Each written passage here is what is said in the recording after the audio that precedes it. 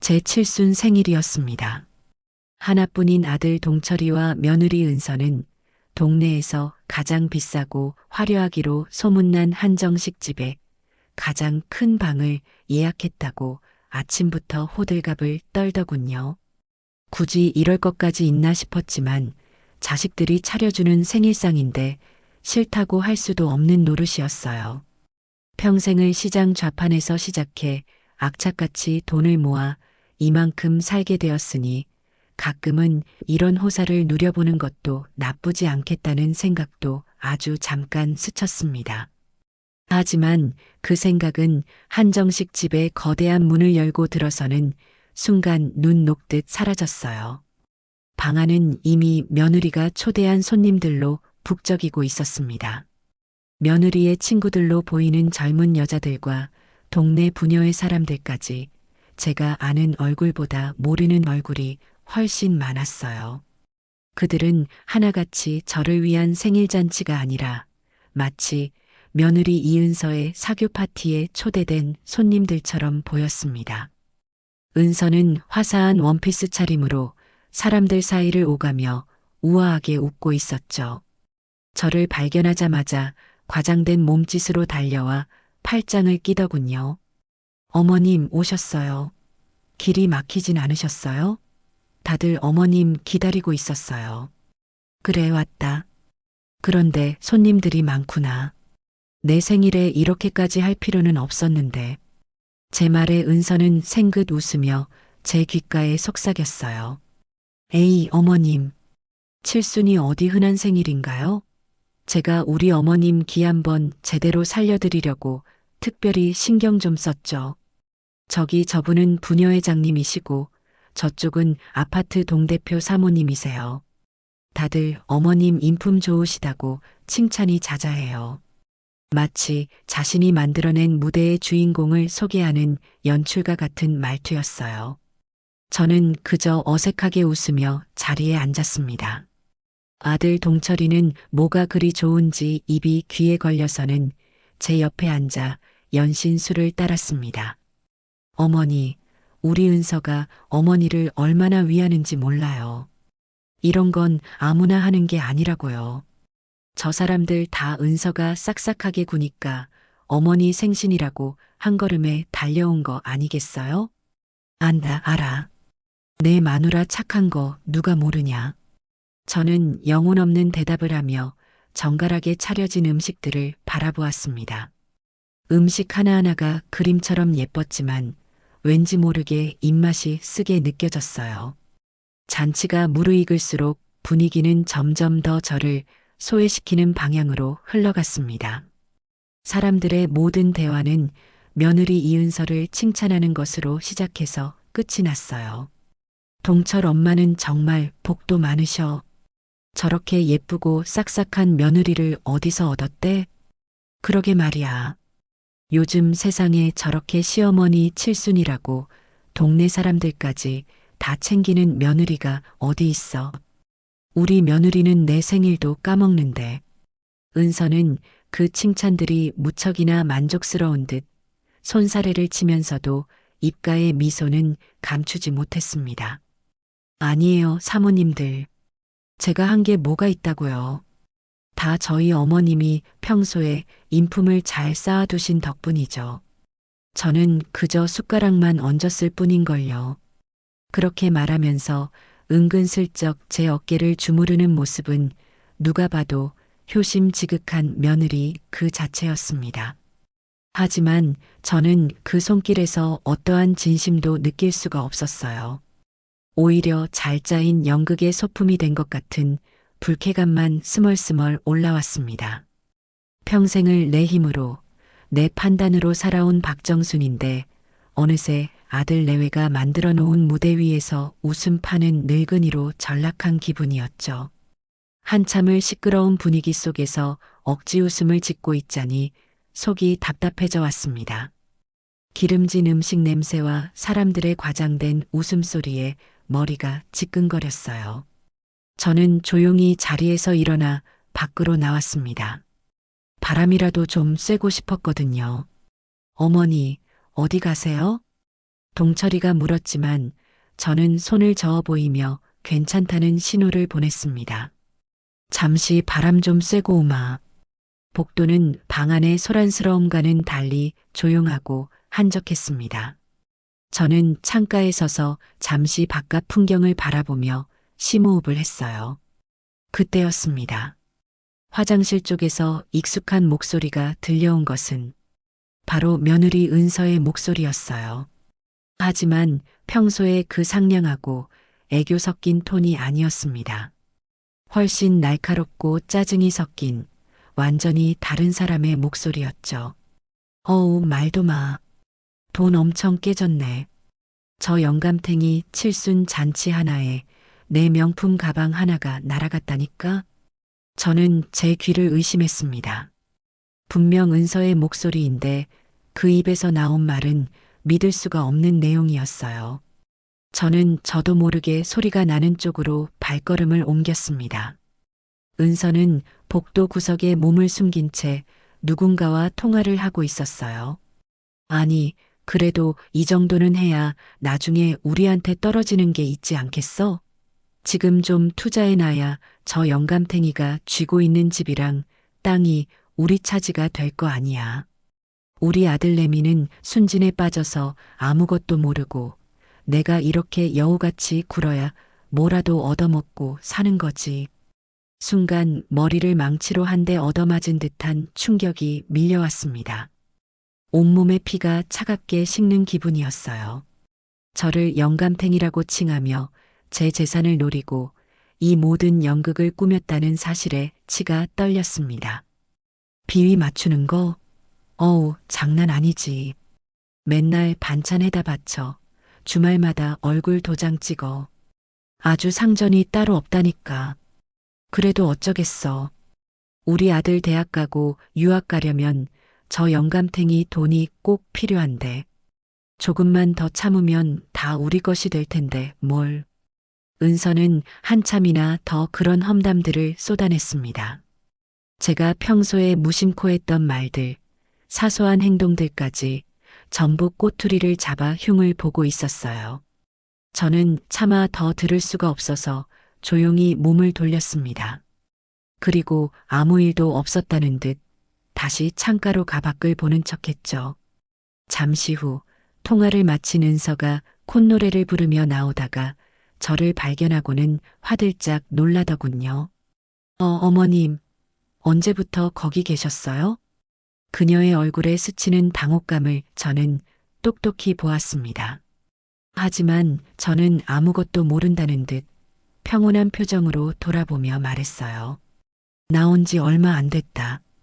방안이 좀 답답해서. 통화했니? 아, 네. 친구가 벼랑간 전화를 해서요. 별일 아니에요. 은서는 황급히 변명하며 제 팔에 다시 매달렸습니다. 이제 슬슬 케이크 잘라야 하는데 어서 들어가세요, 어머님. 언제 그랬냐는 듯 그녀의 얼굴에는 다시 상냥하고 사랑스러운 며느리의 가면이 씌워져 있었습니다. 저는 속으로 차갑게 웃으며 그녀를 따라 방으로 들어갔습니다. 이제 게임의 규칙은 바뀌었어요. 지금까지는 저 혼자만 관객이었지만 이제부터는 저도 이 연극의 흐름을 아는 또 다른 배우가 된 셈이니까요. 생일잔치는 며느리가 준비한 거대한 케이크에 촛불을 끄는 것으로 절정을 맞았습니다. 사람들은 박수를 치며 노래를 불렀고 동철이는 눈시울까지 붉히며 어머니, 오래오래 건강하게 사셔야 해요. 은서랑 제가 더 잘할게요라고 말했습니다. 저는 그 말을 하는 아들의 얼굴과 그 옆에서 감격한 표정으로 눈물을 닦는 신용을 하는 며느리의 얼굴을 번갈아 쳐다보았습니다. 속에서는 천불이 났지만 저는 그저 인자한 시어머니처럼 웃어 보일 뿐이었어요. 집으로 돌아오는 차 안에서도 며느리의 연기는 계속되었습니다. 어머님, 오늘 피곤하진 않으셨어요? 그래도 다들 어머님 칭찬만 해서 제가 얼마나 뿌듯했는지 몰라요. 그래, 너희들 덕분에 호강했다. 집에 도착하자 은서는 기다렸다는 듯이 쇼핑백 하나를 제게 내밀었습니다. 아주 유명한 명품 브랜드의 로고가 선명하게 박힌 쇼핑백이었어요. 어머님, 이건 저희가 따로 준비한 선물이에요. 약소하지만 받아주세요. 저는 말없이 쇼핑백을 받아들었습니다. 안에는 값비싸 보이는 실크 스카프가 들어 있었죠. 부드러운 감촉과 고급스러운 무늬가 한눈에 봐도 비싼 물건임을 짐작하게 했습니다. 그런데 스카프를 펼쳐보는 순간 제 눈에 무언가 하얀 것이 들어왔어요. 바로 가격표였습니다. 떼는 것을 깜빡한 건지 아니면 일부러 보라고 남겨둔 건지는 알 수 없었지만 거기에는 제 눈을 의심하게 만드는 액수가 적혀 있었습니다. 제 한 달 생활비를 훌쩍 넘는 돈이었어요.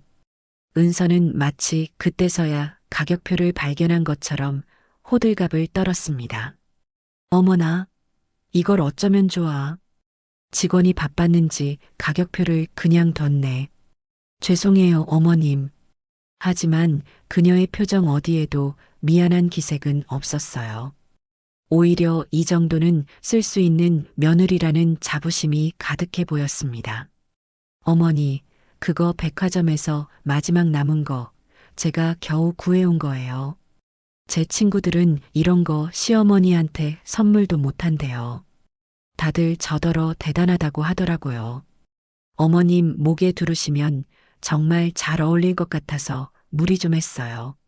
저는 스카프를 가만히 내려다보았습니다.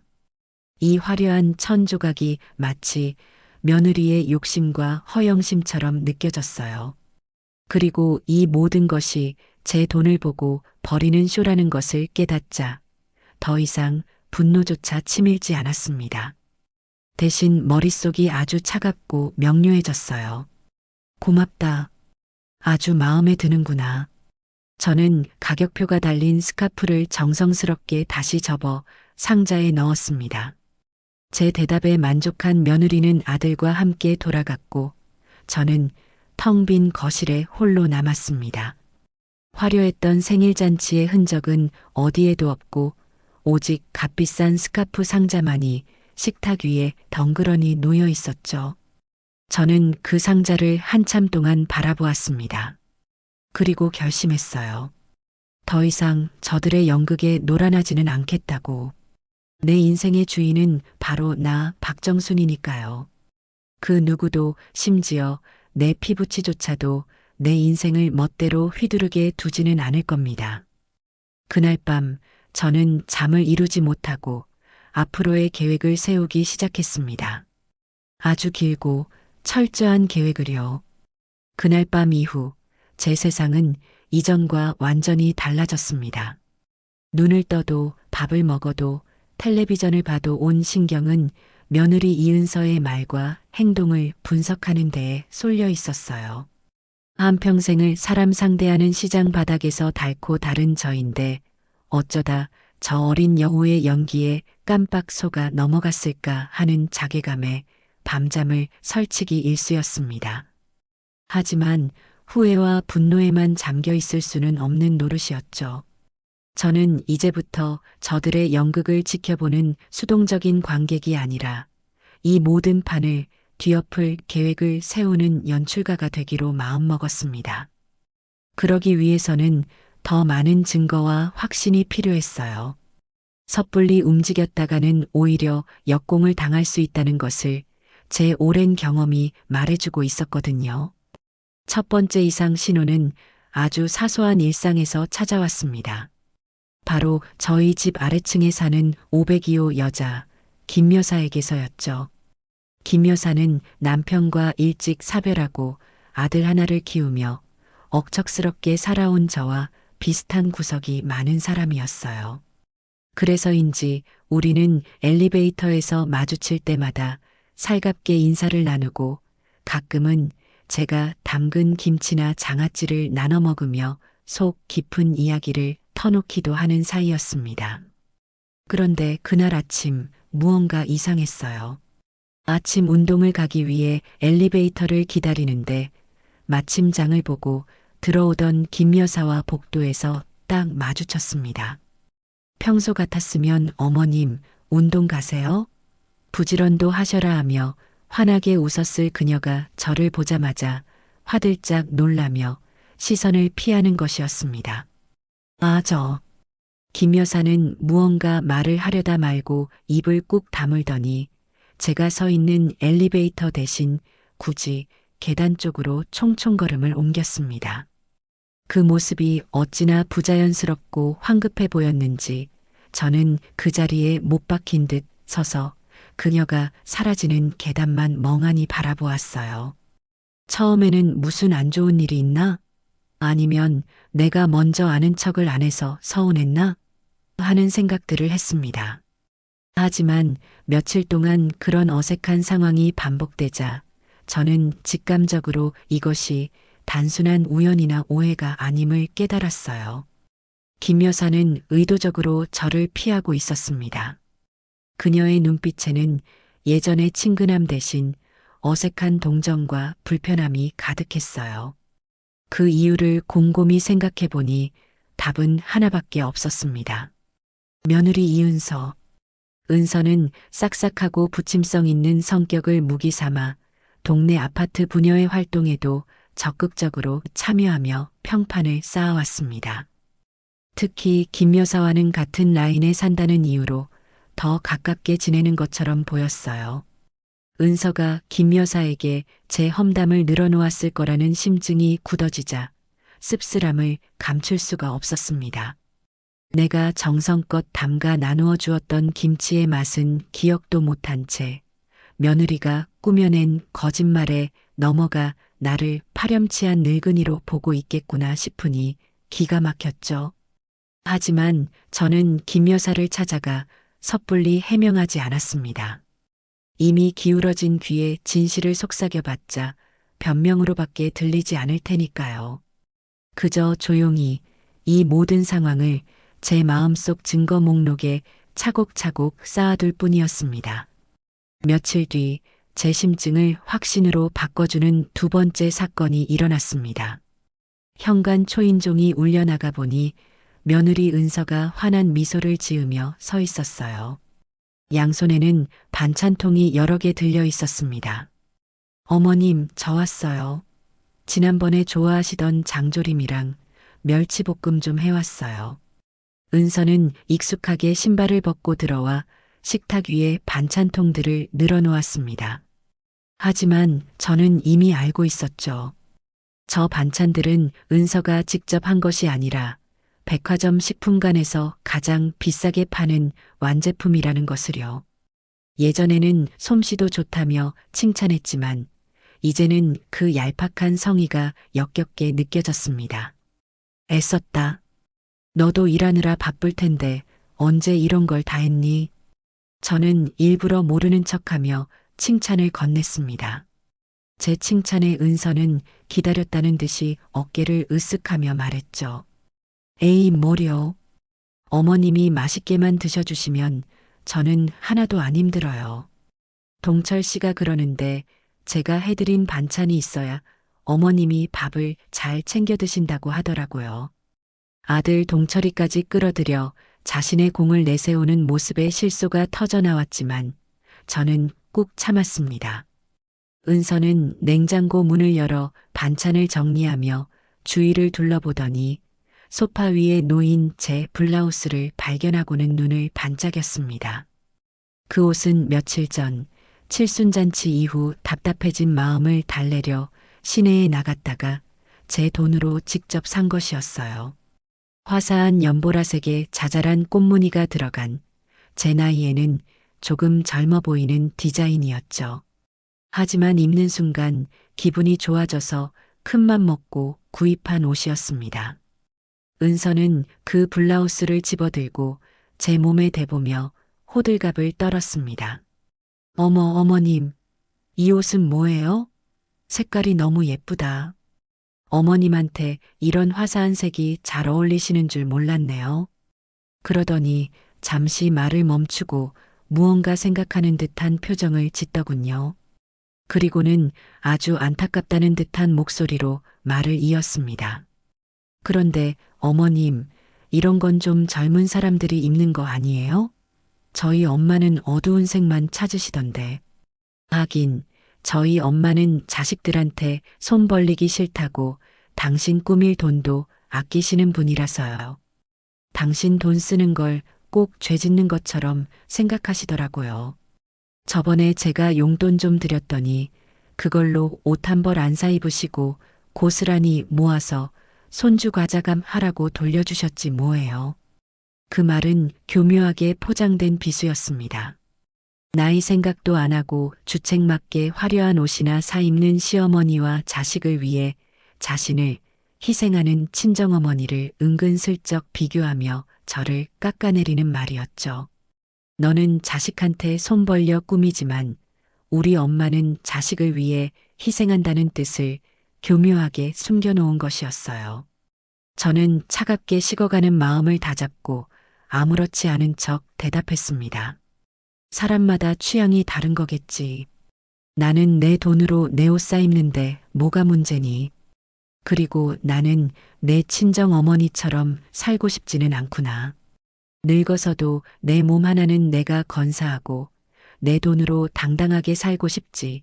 자식 눈치 보면서 살 생각은 없다. 제 단호한 대답에 은서의 얼굴이 순간 굳어지는 것을 놓치지 않았습니다. 하지만 그녀는 곧바로 표정을 바꾸며 생긋 웃었어요. 어머, 제가 말을 잘못했나 봐요. 그런 뜻이 아니었는데. 어머님이 워낙 멋쟁이시라 부러워서 그랬죠. 죄송해요, 어머님. 제가 생각이 짧았어요. 그렇게 말하며 제 팔에 매달리는 모습은 영락없는 실수한 것을 깨닫고 어쩔 줄 몰라 하는 순진한 며느리였습니다. 하지만 저는 알 수 있었어요. 저 웃음 뒤에 숨겨진 차가운 계산과 경멸을요. 그날 은서가 돌아간 후 저는 방금 전의 대화를 곱씹으며 아들 동철에게 전화를 걸었습니다. 마지막으로 아들의 생각을 확인해 보고 싶었어요. 혹시나 하는 아주 작은 희망의 끈을 놓지 못했던 것 같습니다. 전화를 받은 아들의 목소리는 밝았습니다. 어머니, 웬일이세요? 별일 없으시죠? 그래, 별일 없다. 그냥 목소리나 들으려고 전화했다. 너는 요즘 바쁘냐? 네, 뭐 항상 똑같죠. 회사 일이 좀 많아서요. 왜요, 어머니? 저는 잠시 머뭇거리다 조심스럽게 입을 열었습니다. 아니다. 다름이 아니라 오늘 은서가 반찬을 해왔더구나. 아, 그랬어요? 은서가 어머니 식사 거르실까봐 늘 걱정이 많아요. 기특하죠? 그래, 기특하지. 그런데 동철아. 저는 최대한 아무렇지 않은 척, 상처받지 않은 척하며 은서가 했던 말을 전했습니다. 제 옷을 보고 했던 말, 그리고 친정어머니와 저를 비교하며 했던 말들을요. 제 이야기를 다 들은 아들은 잠시 말이 없었습니다. 저는 그 침묵 속에서 일말의 기대를 품었어요. 아들이 은서가 잘못했네요. 제가 혼내줄게요라고 말해주기를 바랐습니다. 하지만 제 기대는 산산조각 났습니다. 아들의 입에서 나온 말은 저를 변호하는 것이 아니라 아내를 감싸는 말이었으니까요. 하, 어머니. 또 그런 걸 마음에 담아두고 계셨어요? 제가 은서한테 들어서 아는데 그건 그런 뜻이 아니에요. 그냥 어머님이 워낙 젊게 사시니까 신기해서 그랬던 거래요. 그리고 저희 장모님 얘기는 은서가 평소에 저희 장모님 고생만 하신 게 안쓰러워서 그런 거지. 어머니를 겨냥해서 한 말이 절대 아니라고요. 내가 그렇게 예민하게 구는 걸로 보이니? 제 목소리가 저도 모르게 날카로워졌습니다. 어머니가 예민하다는 게 아니라요. 상황을 좀 긍정적으로 생각하실 수는 없냐는 말이에요. 은서는 어머니한테 잘 보이려고 얼마나 노력하는데요. 어머니가 그렇게 하나하나 의미 부여하고 오해하시면 은서는 정말 기운 빠질 거예요. 가뜩이나 회사 일 때문에 힘든 사람인데 어머니까지 그러시면 어떡해요. 아들의 말은 제 가슴에 비수처럼 꽂혔습니다. 저를 이해하려는 노력은 단일도 없이 모든 것을 제 예민함과 오해로 치부해버리는 아들에게 깊은 절망감을 느꼈습니다. 아들은 이미 제 아들이 아니라 이은서의 남편일 뿐이었습니다. 아들의 귀에는 제 목소리가 들리지 않고 오직 은서가 주입한 이야기들만 맴돌고 있는 것이 분명했어요. 알았다. 내가 예민한 늙은이라서 쓸데없는 생각을 했나 보구나. 바쁜데 미안하다. 끊는다. 저는 더 이상 말을 섞고 싶지 않아 전화를 끊어버렸습니다. 수화기를 내려놓는 손이 부들부들 떨렸어요. 전화기 너머로 어머니, 제 말은 그게 아니라 하고 외치는 아들의 목소리가 들리는 듯 했지만 아무 상관 없었습니다. 이 통화로 모든 것이 확실해졌으니까요. 이 싸움에서 제 편은 아무도 없다는 것, 심지어 제 피를 나눈 아들조차도 적의 편에 서 있다는 것을요. 외로움과 배신감이 파도처럼 밀려왔지만 이상하게도 눈물은 나지 않았습니다. 대신 차가운 분노가 심장을 더 단단하게 만들었어요. 이제 더 이상 망설일 필요가 없었습니다. 미련도 기대도 모두 사라졌으니까요. 저는 조용히 제 방으로 들어가 서랍 깊숙한 곳에 넣어두었던 작은 수첩을 꺼냈습니다. 그리고 그 첫 페이지에 이렇게 적었어요. 1. 이은서의 사람들 502호 김여사. 이제부터 시작이었습니다. 저들의 거짓된 평판을 하나씩 무너뜨리고 진실을 제 손으로 밝혀낼 시간이 온 것입니다. 계획을 세운 뒤 제 일상은 겉으로 보기에는 아무것도 달라지지 않았습니다. 여전히 아침 일찍 일어나 운동을 하고 장을 보고 가끔은 친구를 만나 차를 마셨어요. 하지만 제 머릿속은 그 어느 때보다 치열하게 돌아가고 있었습니다. 저는 며느리 이은서가 제 주변에 어떤 거짓의 씨앗들을 뿌려놓았는지, 그 뿌리가 얼마나 깊고 넓게 퍼져 있는지를 정확하게 파악해야만 했어요. 마치 안개 속을 걷는 것처럼 답답했지만 서두르지 않고 작은 단서 하나라도 놓치지 않으려 온 신경을 곤두세웠습니다. 결정적인 증거를 잡게 된 것은 제가 30년 넘게 다닌 동네 재래시장에서였습니다. 저는 대형마트의 깔끔함보다는 사람 냄새나는 시장의 정겨움을 좋아해서 웬만한 장은 꼭 그곳에서 보곤 했어요. 특히 시장 입구에서 채소 가게를 하는 순이네는 제가 처녀 시절부터 드나들던 곳이라 주인 아주머니와는 거의 친자매처럼 지내는 사이였습니다. 그녀는 언제나 제게 가장 신선하고 좋은 물건을 챙겨주었고 덤을 얹어주면서도 늘 제 건강부터 물어보는 따뜻한 사람이었죠. 그날도 저는 순이네 가게 앞에 멈춰서서 저녁 찬거리를 고르고 있었습니다. 언니, 시금치가 아주 좋네. 한 단 줘. 그리고 두부도 한 모하고. 어머, 형님 오셨어요? 아이고, 요즘 통 얼굴 보기가 힘들어서 걱정했잖아요. 별일 없으신 거죠? 순이 엄마는 저를 반갑게 맞으면서도 어딘지 모르게 눈치를 살피는 기색이 역력했습니다. 그녀는 검은 봉지에 시금치와 두부를 담으며 제 눈을 똑바로 쳐다보지 못하고 말끝을 흐렸어요. 무슨 일 있긴. 나이 먹으니 아침잠이 늘어서 게을러졌나 보지. 저는 애써 태연하게 대답하며 돈을 건넸습니다. 그녀는 돈을 받으며 제 손을 슬며시 잡더니 아주 작은 목소리로 속삭였어요. 형님, 혹시 무슨 힘든 일 있으세요? 요즘 얼굴이 많이 상하신 것 같아서. 그녀의 눈빛에는 진심 어린 걱정과 함께 무언가 말하고 싶지만 차마 하지 못하는 안타까움이 서려 있었습니다. 저는 그 눈빛의 의미를 알아차렸지만 모르는 척 되물었어요. 힘든 일? 없는데. 왜 그래, 동생? 아니에요. 그냥. 순이 엄마는 결국 입을 열지 못하고 고개를 저었습니다. 대신 시금치 한 단을 봉지에 더 찔러 넣어주며 말했죠. 이거 그냥 가져가서 잡숴요. 그리고 형님, 힘내세요. 자식들이 다 알아서 효도하겠죠. 너무 속 끓이지 마세요. 그녀의 위로는 칼날이 되어 제 가슴을 후벼 팠습니다. 자식들이 알아서 효도하겠지라는 말은 지금 제가 자식들 때문에 속을 끓이고 있다는 사실을 전제로 하는 말이었으니까요. 30년 지기 채소가게 동생까지 제 가정사에 대해 무언가 알고 있다는 사실은 충격 그 자체였습니다. 저는 더 이상 아무 말도 할 수 없어서 묵직해진 봉지를 들고 돌아서야만 했어요. 시장의 소란스러운 소음 속을 걸어오면서 저는 며느리가 뿌린 소문이 제가 생각했던 것보다 훨씬 더 깊숙이 퍼져 있음을 깨달았습니다. 이제는 정말로 가만히 있어서는 안 되겠다는 위기감이 온몸을 휘감았습니다. 집으로 돌아온 저는 곧바로 전화기를 들었습니다. 그리고 제 인생에서 가장 믿을 수 있는 단 한 사람, 제 오랜 친구인 김영희에게 전화를 걸었어요. 영희와 저는 여고 동창으로 평생의 희로애락을 함께 나눈 막역한 사이였습니다.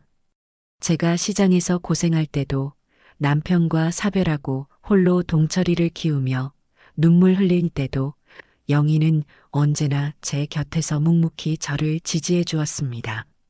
영희야, 나 정순이다. 시간 괜찮니? 정순아. 웬일이야. 내가 전화를 다 하고. 당연히 괜찮지. 무슨 일 있어? 만나서 얘기하자. 지금 나올 수 있니? 내가 너희 집 근처 찻집으로 갈게. 제 목소리가 평소와 다르다는 것을 느꼈는지 영희는 군말 없이 그러겠다고 했습니다. 30분 뒤 찻집에서 만난 영희는 제 얼굴을 보자마자 걱정스러운 표정을 지었습니다. 너 정말 무슨 일 있구나? 얼굴이 왜 이렇게 반쪽이 됐어? 저는 따뜻한 대추차를 한 모금 마시며 마음을 가라앉힌 뒤 칠순잔치 날부터 오늘 시장에서 있었던 일까지 모든 것을 털어놓았습니다. 제 이야기를 듣는 내내 영희는 아무 말 없이 심각한 표정으로 고개만 끄덕였습니다. 제가 말을 마치자 영희는 깊은 한숨을 내쉬며 어렵게 입을 열었어요. 정순아, 내가 사실은 너한테 해야 할 말이 있었는데 차마 입이 떨어지지 않아서 망설이고 있었어. 무슨 말인데? 괜찮으니 다 말해줘. 나 이제 어떤 얘기를 들어도 놀라지 않을 자신 있어. 영희는 한참을 망설이다가 결국 모든 것을 털어놓았습니다. 너희 며느리 말이야. 동네 경로당이랑 부녀의 사람들 모인 자리에서 너 험담을 하고 다닌다는 소문이 파다해. 아주 눈물까지 글썽이면서 자기가 얼마나 힘든 시집살이를 하는지 하소연을 한다더구나. 너가 돈에 눈이 멀어서 아들 앞으로 된 재산까지 전부 내 명의로 쥐고 안 놓아준다고 했대. 동철이가 벌어오는 돈도 내가 다 관리하면서 자기한테는 생활비도 박하게 준다고. 심지어 동철이한테 준 전셋집도 내 명의로 해놓고 매달 월세처럼 이자를 받아 간다는 말까지 하고 다녔다는 거야. 영희의 입에서 나오는 말들은 제가 상상했던 것 이상으로 악독하고 구체적이었습니다. 저는 기가 막혀서 말문이 막혔습니다. 아들 전셋집은 당연히 제가 평생 모은 돈으로 사준 것이니 제 명의로 해놓은 것이었고 이자는커녕 단 한 푼의 돈도 받은 적이 없었습니다. 오히려 아들네 살림에 보태주지 못해 미안한 마음뿐이었는데 며느리는 그 모든 것을 정반대의 이야기로 꾸며내어 돈내방네 저를 악독한 시어머니로 만들어 놓았던 것입니다. 영희는 제 손을 꼭 잡으며 말했습니다. 정순아, 나는 그 말을 처음 들었을 때 믿지 않았어. 평생을 악착같이 살아온 널 내가 아는데 내가 그럴 사람이 아니라는 걸 알지. 하지만 사람들은 너를 잘 모르는 사람들은 너희 며느리의 그럴듯한 연기에 다들 속아 넘어가고 있어. 심지어 너가 며느리한테 손찌검까지 했다는 헛소문까지 도는 모양이야. 뭐? 손찌검? 저는 저도 모르게 목소리를 높였습니다. 태어나서 자식에게 회초리 한번 들어본 적 없는 저인데 손찌검이라니요. 정말이지 피가 거꾸로 솟는 기분이었습니다. 영희와의 만남을 통해 저는 안개가 조금씩 걷히는 것을 느꼈습니다. 이제 적의 실체와 공격 방식이 명확해졌어요. 하지만 아직 결정적인 증거, 즉 며느리가 거짓말을 하는 현장을 제 눈으로 직접 확인해야만 했습니다. 기회는 생각보다 빨리 찾아왔습니다. 며칠 뒤 며느리에게서 전화가 걸려왔어요. 평소와 같이 한껏 상냥하고 밝은 목소리였습니다. 어머님, 저 은서예요. 잘 지내시죠? 다름이 아니라 이번 주 토요일 오후에 저희 서준이 유치원에서 작은 발표회를 하거든요. 어머님 시간 괜찮으시면 오셔서 우리 서준이 응원 좀 해주세요. 아이가 할머니 오시면 정말 좋아할 거예요. 손주 서준이는 제게 눈에 넣어도 아프지 않을 아이였습니다. 당연히 가야 한다고 생각하며 날짜를 달력에 적으려는데 순간 무언가 이상한 느낌이 스쳤습니다. 지난번 영희를 통해 들었던 소문들과 며느리의 이중적인 태도가 머릿속을 스쳐 지나갔어요. 저는 혹시나 하는 마음에 전화를 끊고 나서 곧바로 유치원 홈페이지에 접속해 학사 일정을 확인했습니다. 제 예감은 틀리지 않았어요. 유치원 발표회는 며느리가 말한 토요일이 아니라 바로 다음 날인 금요일 오후였습니다. 온몸에 소름이 돋았습니다. 며느리는 제가 발표회에 오지 못하도록 일부러 날짜를 거짓으로 알려준 것이었습니다. 그리고 제가 오지 않으면 다른 학부모들에게 우리 시어머니는 손주에게 관심도 없다고 또다시 저를 깎아내릴 독셈이었겠죠. 저는 분노로 떨리는 손을 애써 진정시키며 계획을 세웠습니다. 이 연극에 제대로 된 반전을 선사해 주기로요. 다음 날 금요일 오후 저는 며느리에게 아무런 연락도 하지 않고 조용히 유치원으로 향했습니다. 유치원 강당은 아이들의 재롱을 보러 온 학부모들로 가득 차 있었습니다. 저는 최대한 눈에 띄지 않게 맨 뒷자리에 조용히 앉았어요. 잠시 후 무대 위로 서준이네 반 아이들이 올라왔고 제 손주 서준이는 앙증맞은 율동을 하며 노래를 불렀습니다. 그 모습을 보니 저도 모르게 입가에 미소가 지어졌어요. 발표회가 끝나고 저는 바로 집으로 돌아가지 않았습니다. 강당 밖 복도에서 아이를 기다리는 척하며 며느리가 나오기를 기다렸어요. 잠시 후 은서는 서준이의 손을 잡고 다른 학부모와 이야기를 나누며 복도를 걸어오고 있었습니다. 저는 기둥 뒤에 몸을 숨기고 그들의 대화에 귀를 기울였습니다. 서준이 엄마, 오늘 서준이 정말 잘하더라. 그런데 시어머님은 안 오셨나 봐? 지난번에 뵈니 엄청 고우시던데.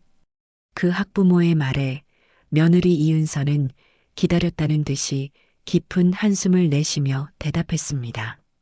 에휴, 말도 마세요. 오시라고 몇 번이나 전화를 드렸는데 바쁘다고 안 오셨어요. 저희 어머님은 이런 데 오는 거 별로 안 좋아하세요. 워낙 개인 생활이 중요하신 분이라서요. 손주보다는 당신 취미 생활이 더 우선이신가 봐요. 그 말을 하는 며느리의 얼굴에는 나는 할 만큼 했지만 시어머니가 무심해서 어쩔 수 없다는 식의 억울함과 체념이 가득했습니다. 그 완벽한 연기에 저는 소름이 끼쳤습니다. 바로 그때였어요. 제가 기둥 뒤에서 천천히 걸어 나온 것은 내가 언제 안 온다고 했니, 아가. 제 목소리에 은서와 대화를 나누던 학부모는 물론 은서 자신의 얼굴이 하얗게 질려가는 것을 저는 똑똑히 보았습니다. 그녀의 눈이 경악과 당혹감으로 크게 흔들렸어요. 어머님, 어떻게 여기에? 저는 은서에게 한 걸음 더 다가가 조금 전 그녀가 했던 말을 그대로 돌려주었습니다. 내 손주 발표회인데 내가 왜 안 오겠니? 너는 내 어미가 손주보다 취미 생활을 더 중요하게 생각하는 사람으로 보이더냐? 제 싸늘한 시선과 추궁에 은서는 아무 말도 하지 못하고 입술만 파르르 떨었습니다. 옆에 있던 학부모는 어쩔 줄 몰라 하며 슬금슬금 자리를 피했죠. 저는 굳어버린 며느리를 잠시 노려보다가 손주 서준이에게 다가가 머리를 쓰다듬어 주었습니다. 우리 강아지 오늘 정말 잘했다. 할머니가 다 봤어. 그리고는 며느리에게는 눈길 한 번 주지 않은 채 유치원을 빠져나왔습니다. 등 뒤에서 느껴지는 며느리의 당혹스러운 시선이 통쾌하게 느껴졌습니다. 이제 퍼즐 조각들이 거의 다 맞춰지고 있었어요. 남은 것은 이 모든 거짓말의 활용점정을 찍을 가장 확실하고 빼도 박도 못할 증거를 잡는 것뿐이었습니다. 유치원에서의 기습 공격 이후 며느리 이은서에게서는 며칠간 아무런 연락도 오지 않았습니다. 아마도 제게 거짓말을 한 현장을 들켰다는 사실에 잔뜩 겁을 먹고 몸을 사리고 있는 것이겠지요. 하지만 저는 그것이 그녀의 진정한 반성이나 뉘우침이 아니라는 것을 잘 알고 있었습니다. 그저 다음 계략을 꾸미기 위한 숨 고르기일 뿐이라는 것을요. 저는 그녀에게 생각할 시간을 주지 않고 이 거짓의 사슬을 완전히 끊어버릴 마지막 한 방을 준비하기 시작했습니다. 그리고 그 기회는 아주 우연을 가장한 필연처럼 제게 찾아왔습니다. 제가 살고 있는 아파트는 지은 지 30년이 넘어 재개발 이야기가 솔솔 나오고 있었습니다. 저는 제 노후와도 직결된 문제였기에 진행 상황을 알아볼 겸 평소 잘 알고 지내던 단지 앞 부동산 사무소에 들르기로 마음먹었어요.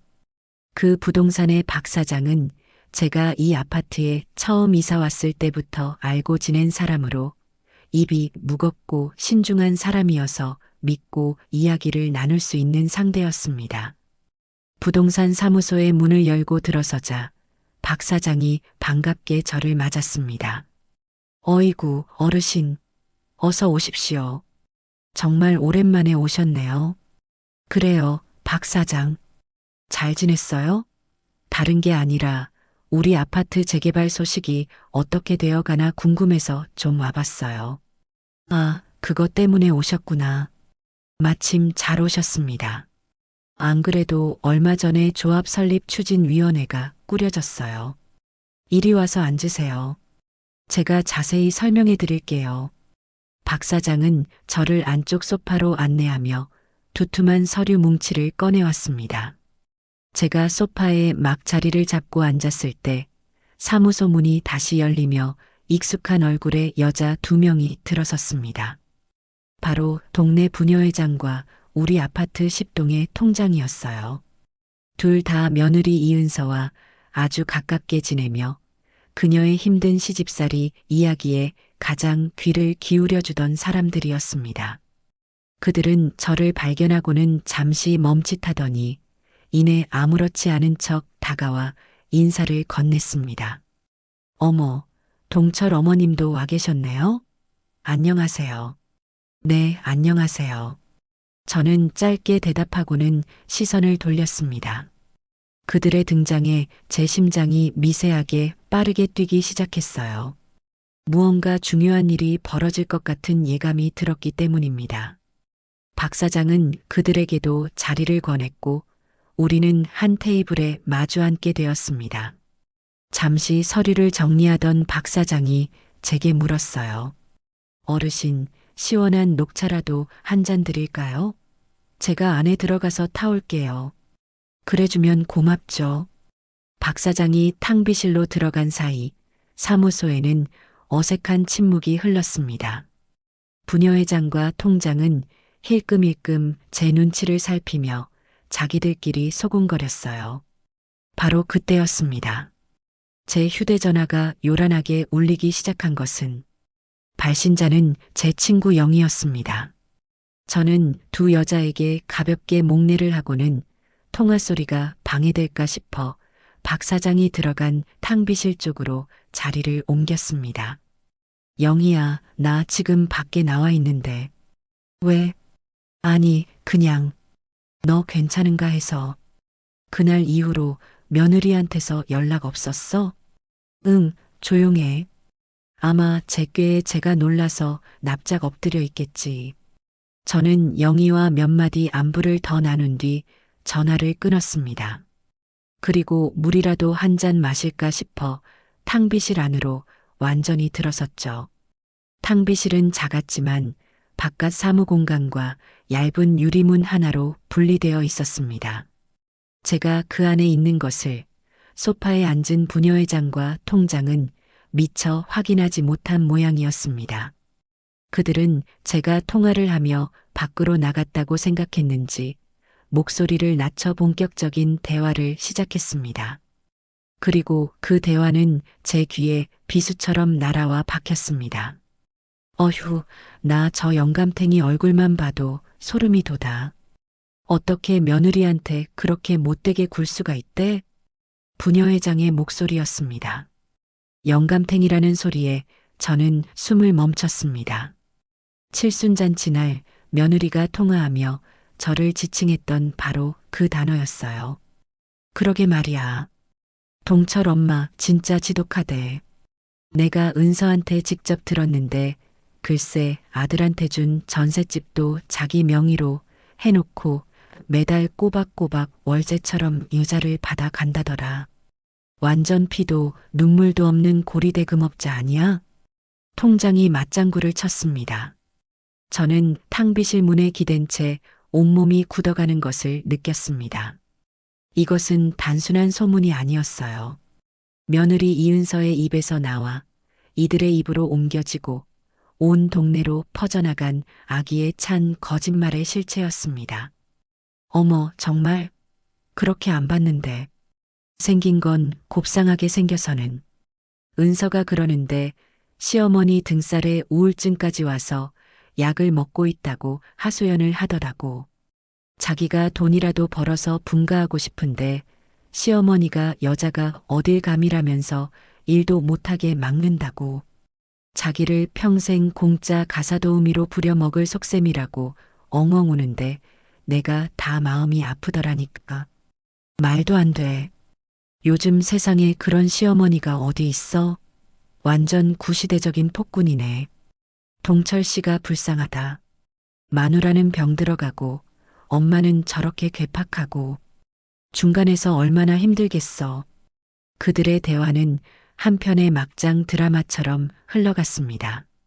제가 며느리의 우울증 원인 제공자이며 사회생활까지 막는 악독한 시어머니로 완벽하게 둔갑해 있었어요. 저는 차갑게 식어가는 분노를 느끼며 조용히 제 휴대전화의 녹음 버튼을 눌렀습니다. 그리고 박 사장이 타준 녹차를 들고 아무 일도 없었다는 듯이 탕비실을 나섰습니다. 제가 녹차 잔을 들고 소파로 걸어오자 신나게 제 험담을 하던 두 여자의 얼굴이 사색이 되었습니다. 그들은 자신들의 대화를 제가 모두 들었다는 사실을 깨닫고 어쩔 줄 몰라 했어요. 부녀회장은 당황한 나머지 자리에서 벌떡 일어나기까지 했습니다. 저희가 뭘 좀 잘못 들었나 봐요. 동철 어머님이 그럴 분이 아니신데 은서가 힘들어서 헛소리를 했나 보죠. 호호. 어색한 웃음으로 상황을 무마해 보려는 부녀회장을 보며 저는 싸늘하게 웃었습니다. 그리고는 제 앞에 놓인 찻잔을 우아하게 내려놓고 그들의 눈을 똑바로 쳐다보며 말했습니다. 제가 어떤 사람으로 보이시던가요? 제 질문에 두 사람은 아무 대답도 하지 못하고 눈알만 굴리고 있었어요. 저는 한 명씩 시선을 맞추며 다시 물었습니다. 방금 두 분이 말씀하신 것처럼 제가 제 아들에게 이자를 받는 고리대 금업자로 보이시나요? 아, 아닙니다. 그게 아니라. 그럼 제가 제 며느리의 우울증을 유발시킨 폭군으로 보입니까? 제 며느리가 저 때문에 약까지 먹고 있다는 것도 사실이고요. 제 서늘한 추궁에 그들의 얼굴은 이제 하얗다 못해 파랗게 질려 있었습니다. 자신들이 뱉은 말을 제 입을 통해 다시 듣게 되자 그제야 사태의 심각성을 깨달은 모양이었어요. 아니, 그건 은서가 그냥 하소연을. 통장이 횡설수설 변명을 늘어놓기 시작했습니다. 저는 그들의 변명을 중간에 끊지 않고 끝까지 들었습니다. 그리고 그들의 말이 끝나자 마지막 확인 사살을 했죠. 그러니까 방금 두 분이 하신 모든 이야기의 출처는 전부 제 며느리 이은서가 맞다는 말씀이시군요. 제 확인 질문에 그들은 결국 고개를 셔틀콕처럼 끄덕일 수밖에 없었습니다. 모든 조각이 맞춰졌습니다. 저는 이제 이 지긋지긋한 연극을 끝낼 수 있는 가장 강력한 무기를 손에 넣었습니다. 저는 자리에서 일어나 지갑에서 차값을 꺼내 테이블 위에 올려놓았습니다. 그리고 굳어버린 두 여자를 지나쳐 부동산 문을 향해 걸어갔습니다. 박 사장이 어리둥절한 표정으로 저를 따라 나왔어요. 어르신, 어디 가십니까? 아직 설명 다 못 드렸는데. 저는 박 사장을 돌아보며 희미하게 웃었습니다. 박 사장, 설명은 나중에 다시 듣지요. 그것보다 더 급하고 중요한 일이 생겨서요. 그리고 저는 망설임 없이 발걸음을 옮겼습니다. 제 손에 들린 휴대전화에는 저들의 목소리와 며느리의 이름이 명확하게 담긴 이 거짓의 탑을 한 방에 무너뜨릴 수 있는 녹취 파일이 저장되어 있었습니다. 이제 남은 것은 이 모든 연극의 주인공인 아들과 며느리를 무대 중앙으로 불러내는 것뿐이었습니다. 심판의 시간은 바로 오늘이 될 것이었습니다. 부동산 사무소의 유리문을 등지고 나오는 순간 제 등 뒤로 느껴지던 부녀회장과 통장의 당혹스러운 시선이 마치 훈장처럼 느껴졌습니다.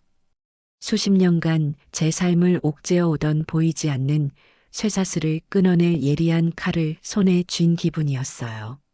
발걸음은 조금의 망설임도 없이 집으로 향했습니다. 머릿속은 차갑게 식어 있었고 심장은 오히려 평온하게 뛰고 있었죠. 이제 남은 것은 이 모든 거짓과 위선의 연극을 끝낼 마지막 막을 올리는 것뿐이었습니다. 집에 도착하자마자 저는 거실 소파에 깊숙이 몸을 묻었습니다. 그리고 잠시 눈을 감고 앞으로 벌어질 일들을 머릿속으로 그려보았어요.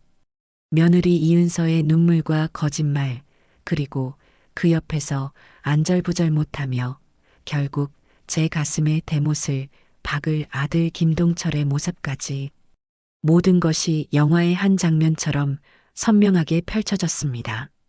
더 이상 상처받을 것도 미련을 가질 것도 없다는 사실이 저를 더욱 단단하게 만들었습니다. 저는 조용히 눈을 뜨고 휴대전화를 들어 아들에게 전화를 걸었습니다. 신호음이 두어 번 울리고 아들의 목소리가 들려왔습니다. 네, 어머니. 웬일이세요? 평소와 다름없는 아무것도 모르는 아들의 목소리였습니다. 저는 제 목소리에서 조금의 감정도 실리지 않도록 온 신경을 집중하며 말했습니다. 나다. 오늘 저녁 다른 약속 잡지 말고 은서랑 같이 집으로 오너라. 네. 오늘 저녁이요? 갑자기 무슨. 묻지 말고 1분도 늦지 말고 오라고 했다. 아주 중요한 얘기니 반드시 둘이 같이 와야 한다. 제 목소리는 강철처럼 차갑고 단호했습니다. 전화기 너머의 아들도 제 목소리가 평소와는 완전히 다르다는 것을 느꼈을 겁니다.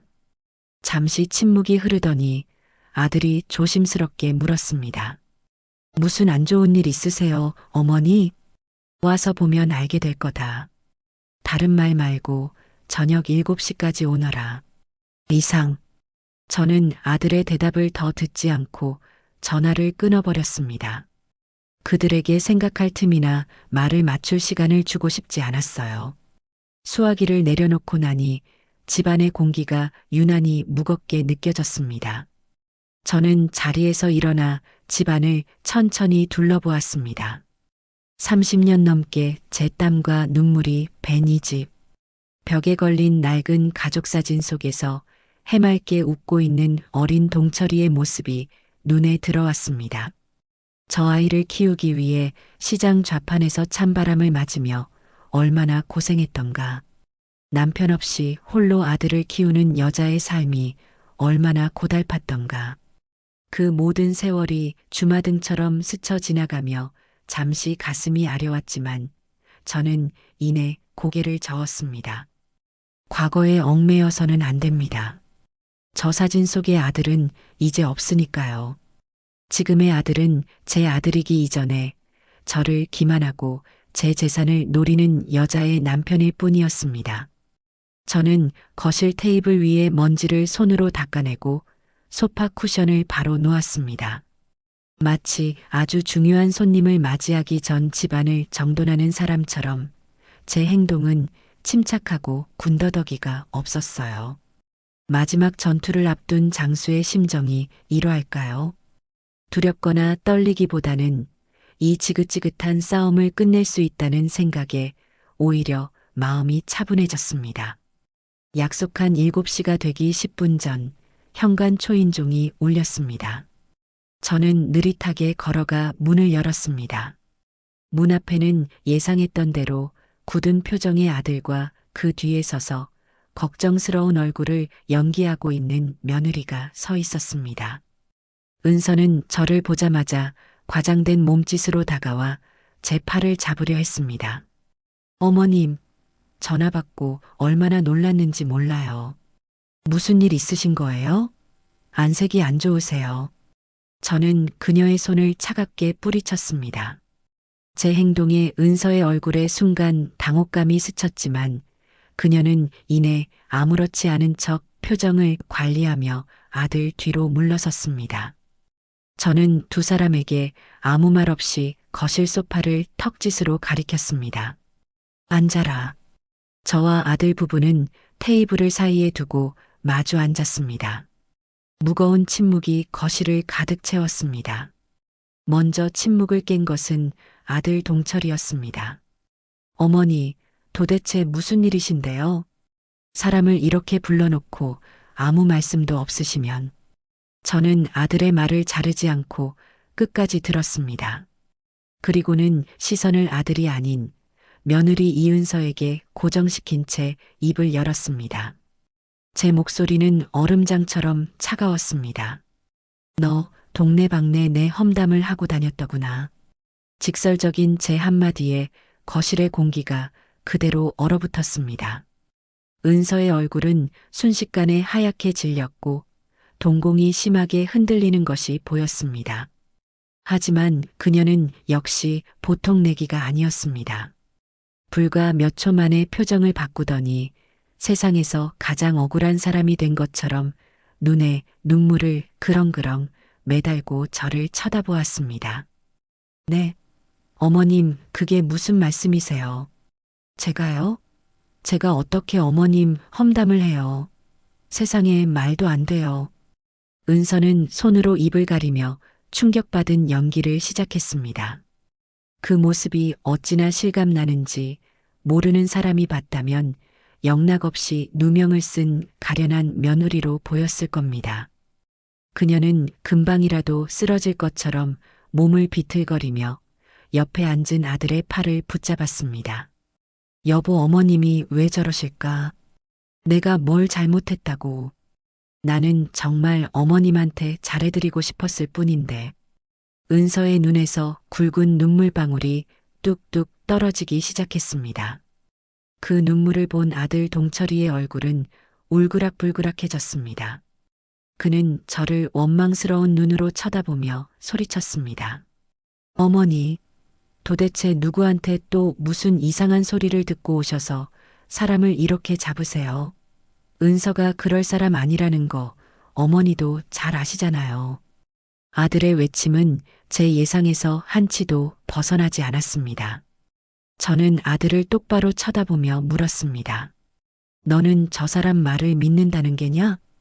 당연히 믿죠. 제가 몇 년을 같이 산 제 아내를 안 믿고 누굴 믿어요. 어머니야말로 출처도 불분명한 헛소문만 믿고 며느리를 이렇게 몰아세우시는 거 아니에요? 제발 은서 좀 그만 괴롭히세요. 괴롭힌다는 말이 아들의 입에서 나오는 순간 제 마음속에 남아있던 마지막 한 조각의 기대마저 산산조각 나 부서져 내렸습니다. 제 피를 나눈 아들이 저를 자신의 아내를 괴롭히는 악독한 시어머니로 보고 있다는 사실이 칼날이 되어 심장을 찔렀습니다. 은서는 아들의 비호 아래 더욱 서럽게 울기 시작했습니다. 어머님, 제가 정말 서운해서 그래요.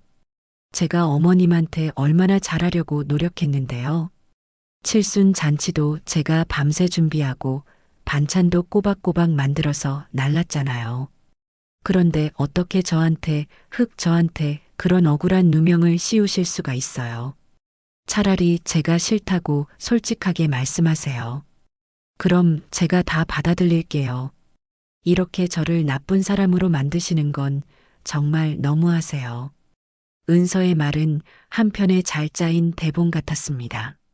자신의 희생과 노력을 강조하며 저를 가해자로, 자신을 피해자로 만드는 능수능란한 화법이었죠. 저는 그 뻔뻔한 연극을 지켜보았습니다. 그리고는 찻잔에 담긴 차가운 보리차를 한 모금 마셨습니다.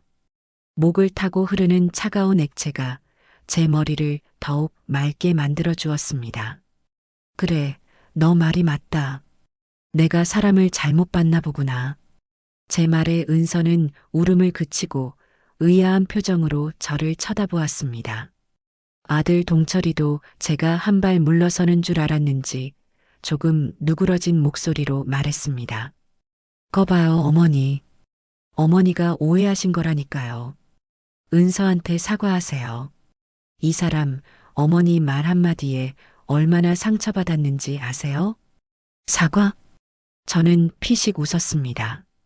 그래, 사과해야지. 아주 큰 사과를 해야 하고 말고. 내가 너 같은 걸 며느리라고 들인 내 자신에게, 그리고 너 같은 것을 아들이라고 낳은 내 자신에게 말이다. 제 말의 의미를 깨달은 아들과 며느리의 얼굴이 다시 굳어졌습니다. 저는 자리에서 일어나 방으로 들어갔습니다. 그리고 잠시 후 작은 녹음기 하나를 들고 나왔습니다. 그것은 제가 부동산 사무실에서 있었던 모든 대화를 녹음해둔 이 연극의 마침표를 찍을 결정적인 증거였습니다.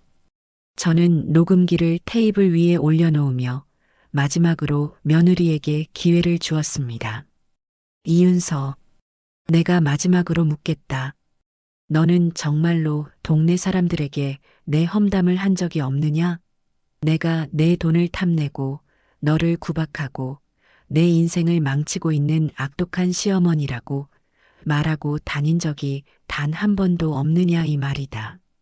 제 서늘한 시선과 추궁에도 은서는 끝까지 뻔뻔함을 잃지 않았습니다. 그녀는 눈물을 닦아내며 제게 소리쳤습니다. 없어요. 저는 절대로 그런 적 없어요. 어머님이 저를 그렇게 생각하신다는 게 믿기지가 않네요. 정말 실망이에요. 그녀의 마지막 발악을 들으며 저는 조용히 고개를 끄덕였습니다. 그리고는 더 이상 아무 말 없이 녹음기의 재생 버튼을 눌렀습니다. 제가 녹음기의 재생 버튼을 누르는 순간 거실의 모든 소음이 거짓말처럼 멎었습니다. 오직 녹음기에서 흘러나오는 지지직거리는 잡음만이 어색한 침묵을 채우고 있었죠. 아들 동철이는 영문을 모르겠다는 표정으로 저와 녹음기를 번갈아 쳐다보았고 며느리 이은서는 애써 태연한 척했지만 파르르 떨리는 입술이 그녀의 불안한 속마음을 고스란히 드러내고 있었습니다. 잠시 후 잡음과 함께 익숙한 목소리가 흘러나오기 시작했습니다. 바로 동네 부녀회장의 목소리였습니다. 어휴, 나 저 영감탱이 얼굴만 봐도 소름이 돋아. 어떻게 며느리한테 그렇게 못되게 굴 수가 있대? 영감탱이라는 단어가 스피커를 통해 명확하게 흘러나오는 순간 은서의 얼굴이 급격하게 굳어지는 것을 저는 똑똑히 보았습니다. 아들 동철이의 얼굴에도 당혹감이 스쳤습니다. 이어서 통장의 목소리가 녹음기를 통해 울려 퍼졌습니다. 그러게 말이야. 동철 엄마 진짜 지독하대. 내가 은서한테 직접 들었는데 글쎄 아들한테 준 전셋집도 자기 명의로 해놓고 매달 꼬박꼬박 월세처럼 이자를 받아 간다더라. 완전 피도 눈물도 없는 고리대금업자 아니야? 어머, 정말 그렇게 안 봤는데. 은서가 그러는데 시어머니 등살에 우울증까지 와서 약을 먹고 있다고 하소연을 하더라고. 자기가 돈이라도 벌어서 분가하고 싶은데 시어머니가 여자가 어딜 감이라면서 일도 못하게 막는다고.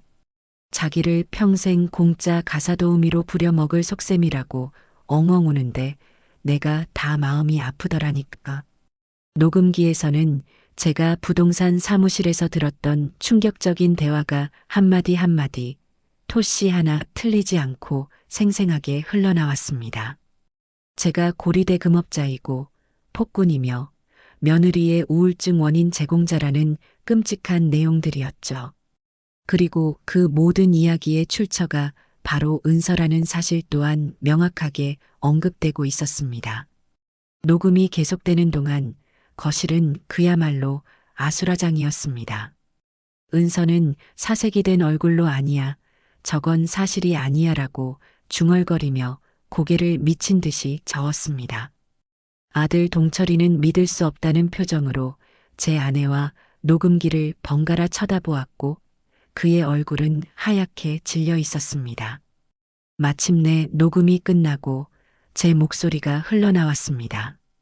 그러니까 방금 두 분이 하신 모든 이야기의 출처는 전부 제 며느리 이은서가 맞다는 말씀이시군요. 그리고 이어지는 부녀회장과 통장에 머뭇거리는 긍정. 그것으로 모든 것은 끝이었습니다. 저는 녹음기의 정지 버튼을 누르고 싸늘하게 굳어버린 두 사람을 쳐다보았습니다. 가장 먼저 반응한 것은 며느리 이은서였습니다. 모든 것이 들통나자 그녀는 더 이상 순진하고 가련한 며느리를 연기하지 않았습니다. 언제 울었냐는 듯 눈물을 닦아낸 그녀의 얼굴에는 경멸과 분노, 그리고 악의만이 가득했습니다. 그녀는 자리에서 벌떡 일어나 저를 향해 악을 쓰기 시작했습니다. 그래요. 맞아요. 제가 다 그랬어요. 속이 시원하세요? 그녀의 갑작스러운 태도, 변화에 아들 동철이가 경악하며 그녀의 팔을 붙잡았습니다. 은서야, 너 지금 무슨 소리를 하는 거야? 이게 다 사실이었다는 말이야? 하지만 은서는 아들의 손을 거칠게 뿌리치고 오직 저만을 노려보며 독을 품은 말을 쏟아냈습니다. 그래, 내가 그랬다. 왜? 어머니가 절 얼마나 무시했는데요. 아들 돈은 전부 어머니가 쥐고 있으면서 저한테는 10원 한 장 안 주셨잖아요. 이 집도 당연히 저희한테 물려주셔야 하는 거 아니에요? 그런데 어머니는 이 집 팔아서 혼자 좋은 데 가서 살 생각만 하고 계셨잖아요. 제가 바보인 줄 아세요? 그녀의 입에서 나온 말은 충격 그 자체였습니다. 그녀는 자신의 잘못을 뉘우치기는커녕 오히려 자신의 행동이 정당했다는 듯이 궤변을 늘어놓고 있었습니다. 제가 이 집에 시집 와서 5년 동안 뭘 했는데요? 주말마다 와서 청소하고 반찬 해다 바치고 어머니 비위 맞추느라 제 젊은 시절 다 보냈다고요. 그런데 어머니는 저한테 뭘 해주셨는데요? 명품 가방 하나 사주셨어요. 해외여행 한번 보내주셨어요. 맨날 시장에서 사온 나물 반찬에 낡아 빠진 옷이나 입으면서 돈. 그렇게 아끼신 돈으로 저한테 뭐 하나 해준 거 있냐고요. 기가 막혀서 말이 나오지 않았습니다. 제가 평생을 아끼고 모은 돈이 그녀에게는 당연히 자신이 누려야 할 몫이었던 것입니다. 그녀에게 저는 더 이상 시어머니가 아니라 자신의 앞길을 막고 있는 걸림돌이자 재산을 빼앗아야 할 적에 불과했습니다. 동네 사람들한테 그렇게 말한 거 억울하지도 않아요. 사실이잖아요. 어머니는 아들 인생에 기생하는 거머리고 저는 그 거머리한테 피 빨리는 불쌍한 며느리일 뿐이라고요. 이 집, 이 재산 전부 다 원래는 우리 것이 되어야 했어요. 어머니가 빨리 돌아가시기라도 했으면 이런 일도 없었을 텐데. 마지막 말은 인간이 할 수 있는 말이 아니었습니다. 저는 제 귀를 의심했습니다. 저주에 가까운 말을 아무렇지도 않게 내뱉는 며느리의 모습에서 저는 인간에 대한 깊은 환멸을 느꼈습니다. 그때까지 넋을 놓고 서 있던 아들 동철이가 버럭 소리를 질렀습니다. 너 지금 뭐라고 했어? 말을 어떻게 그렇게 해? 우리 엄마한테. 왜 여보? 내 말이 틀려? 당신도 답답했잖아. 당신이 번 돈 엄마가 다 관리하고 우리 맘대로 쓸 수도 없었잖아. 우리도 이제 남들처럼 좋은 차 타고 좋은 집에서 살고 싶단 말이야. 그러려면 저 영감탱이가 쥐고 있는 돈이 필요하다고. 두 사람이 제 앞에서 추악한 부부싸움을 시작했습니다. 저는 그 모습을 지켜보았습니다. 더 이상 분노도 슬픔도 느껴지지 않았습니다. 그저 모든 것이 끝났다는 생각뿐이었어요. 한참을 서로에게 고성을 지르던 두 사람의 싸움이 잠시 멎었을 때 저는 조용히 아들의 이름을 불렀습니다. 동철아. 제 부름에 아들은 고개를 돌려 저를 보았습니다. 그의 얼굴은 눈물과 땀으로 범벅이 되어 있었습니다. 저는 그의 눈을 똑바로 쳐다보며 제 인생에서 가장 중요하고 가장 마지막이 될 질문을 던졌습니다. 너도 저 사람과 똑같은 생각이니? 제 질문의 의미를 아들은 정확히 이해했을 겁니다. 이것은 단순히 아내의 편을 들 것이냐, 어머니의 편을 들 것이냐의 문제가 아니었습니다. 인간으로서의 최소한의 도리와 양심에 대한 질문이었고, 지난 30년간 제가 아들에게 가르치려 했던 모든 것에 대한 마지막 시험이었습니다. 아들은 대답하지 못했습니다. 그는 제 아내의 추악한 본심과 제 상처받은 얼굴 사이에서 어쩔 줄 몰라 하며 고개를 푹 숙였습니다. 그의 입술이 몇 번 달싹거렸지만 끝내 아무런 말도 나오지 않았습니다. 그는 아내의 편을 들 수도 그렇다고 제 편을 들 수도 없었던 것입니다. 그 길고 긴 침묵 속에서 저는 모든 답을 얻었습니다. 아들의 침묵은 긍정보다 더 잔인한 동이었습니다. 그는 아내의 악행을 막지 못했고 앞으로도 막을 생각이 없다는 것을 그 침묵으로 증명해 보인 셈입니다. 저는 조용히 자리에서 일어났습니다. 그리고 두 사람을 향해 말했습니다. 알겠다. 이제 다 알았으니 그만 나가보거라. 제 말에 아들이 고개를 번쩍 들었습니다. 어머니, 더 이상 할 말 없다. 너희는 이제부터 내 자식도 내 며느리도 아니다. 그러니 당장 이 집에서 나가. 그리고 다시는 내 눈앞에 나타나지 마라. 저는 현관문을 활짝 열었습니다. 며느리는 여전히 분이 풀리지 않은 얼굴로 저를 쏘아보았고 아들은 망연자실한 표정으로 그 자리에 서 있었습니다. 저는 그런 아들을 향해 마지막 말을 건넸습니다. 너가 선택한 여자고 너가 선택한 인생이다. 그러니 너가 책임져라. 더 이상 나를 찾지 마라.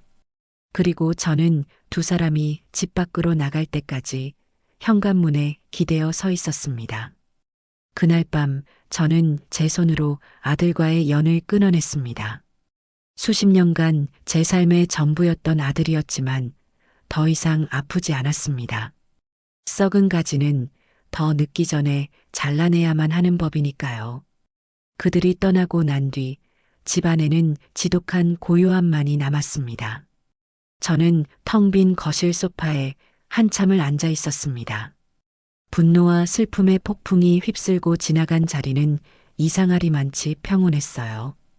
눈물 한 방울 나오지 않았습니다. 오히려 수십 년 묵은 체증이 한꺼번에 내려가는 듯한 후련함마저 느껴졌죠. 제 인생을 갉아먹던 암덩어리를 마침내 도려낸 기분이었습니다. 그날 밤 저는 수면제 없이도 아주 오랜만에 깊은 잠을 잘 수 있었습니다. 다음 날 아침 저는 그 어느 때보다 일찍 눈을 떴습니다. 창문으로 쏟아져 들어오는 아침 햇살이 유난히 따스하게 느껴졌어요. 더 이상 망설일 이유도 미룰 이유도 없었습니다. 어젯밤 저는 이미 제 인생의 다음 장을 위한 모든 계획을 세워두었으니까요. 첫 번째로 한 일은 부동산의 박 사장에게 전화를 거는 것이었습니다. 아침 이른 시간이었지만 그는 곧바로 전화를 받았습니다. 네, 박 사장입니다. 나예요, 어르신. 1203호 박정순. 아, 어르신. 이른 아침에 어쩐 일이십니까? 저는 조금의 망설임도 없이 본론을 꺼냈습니다. 박 사장, 우리 집 좀 팔아주세요. 아주 급하게요. 네, 집을 파신다고요? 갑자기 왜? 박 사장의 목소리에는 당혹감이 가득했습니다. 어제 재개발 소식을 물으러 갔던 사람이 하루아침에 집을 팔아달라고 하니 놀라는 것도 무리는 아니었죠. 사정이 좀 생겼어요. 그러니 묻지 말고 시세보다 조금 싸게 내놓을 테니 가장 빠른 시일 내에 계약할 수 있도록 힘 좀 써주세요. 수수료는 넉넉하게 챙겨드릴 테니. 제 목소리에는 단호함이 실려 있었습니다. 박 사장은 제 의지가 확고하다는 것을 깨달았는지 더 이상 이유를 묻지 않았습니다. 알겠습니다, 어르신. 어르신께서 그렇게 말씀하신다면야. 제가 최선을 다해서 좋은 분 찾아보겠습니다. 전화를 끊고 나니 첫 번째 단추를 잘 끼웠다는 생각에 마음이 한결 가벼워졌습니다. 이 집은 더 이상 제게 안식처가 아니었습니다. 그저 제2의 인생을 위한 발판이 되어줄 자산일 뿐이었죠. 두 번째 목적지는 제가 평생을 거래해온 주거래 은행이었습니다. 저는 서랍 깊숙한 곳에 보관해 두었던 모든 통장과 도장을 챙겨 들고 집을 나섰습니다. 은행에 도착해 번호표를 뽑고 차례를 기다리는 동안 제 마음은 놀랍도록 평온했습니다. 수십 년간 푼돈을 아껴가며 악착같이 모은 돈이었습니다. 그 돈을 해지한다고 생각하니 아까운 마음이 들 법도 한데 전혀 그렇지 않았어요. 오히려 족쇄를 푸는 기분이었습니다. 어떤 업무 도와드릴까요, 고객님? 창구의 젊은 직원이 상냥하게 물었습니다. 저는 제가 가져온 통장들을 전부 꺼내 보이며 말했습니다. 여기 있는 예금이랑 적금 전부 다 해지하고 싶어요. 오늘 당장 현금으로 찾을 수 있는 건 전부 찾아주시고 나머지는 가장 빠른 시일 내에 현금화할 수 있도록 처리해 주세요. 제 말에 직원의 눈이 동그래졌습니다. 그녀는 통장들을 하나씩 확인하며 컴퓨터에 무언가를 입력하더니 조심스러운 표정으로 저를 쳐다보았습니다. 고객님, 지금 해지하시면 만기 이자를 거의 못 받으셔서 손해가 크신데요. 특히 이 상품 같은 경우는 상관없어요.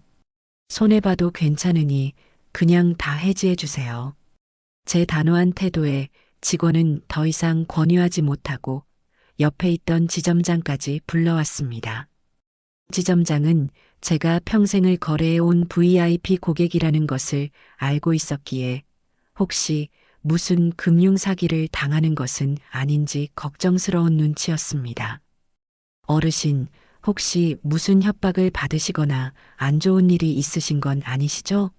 요즘 보이스피싱 수법이 워낙 교묘해서요. 저는 지점장의 걱정이 고마워서 희미하게 웃으며 대답했습니다.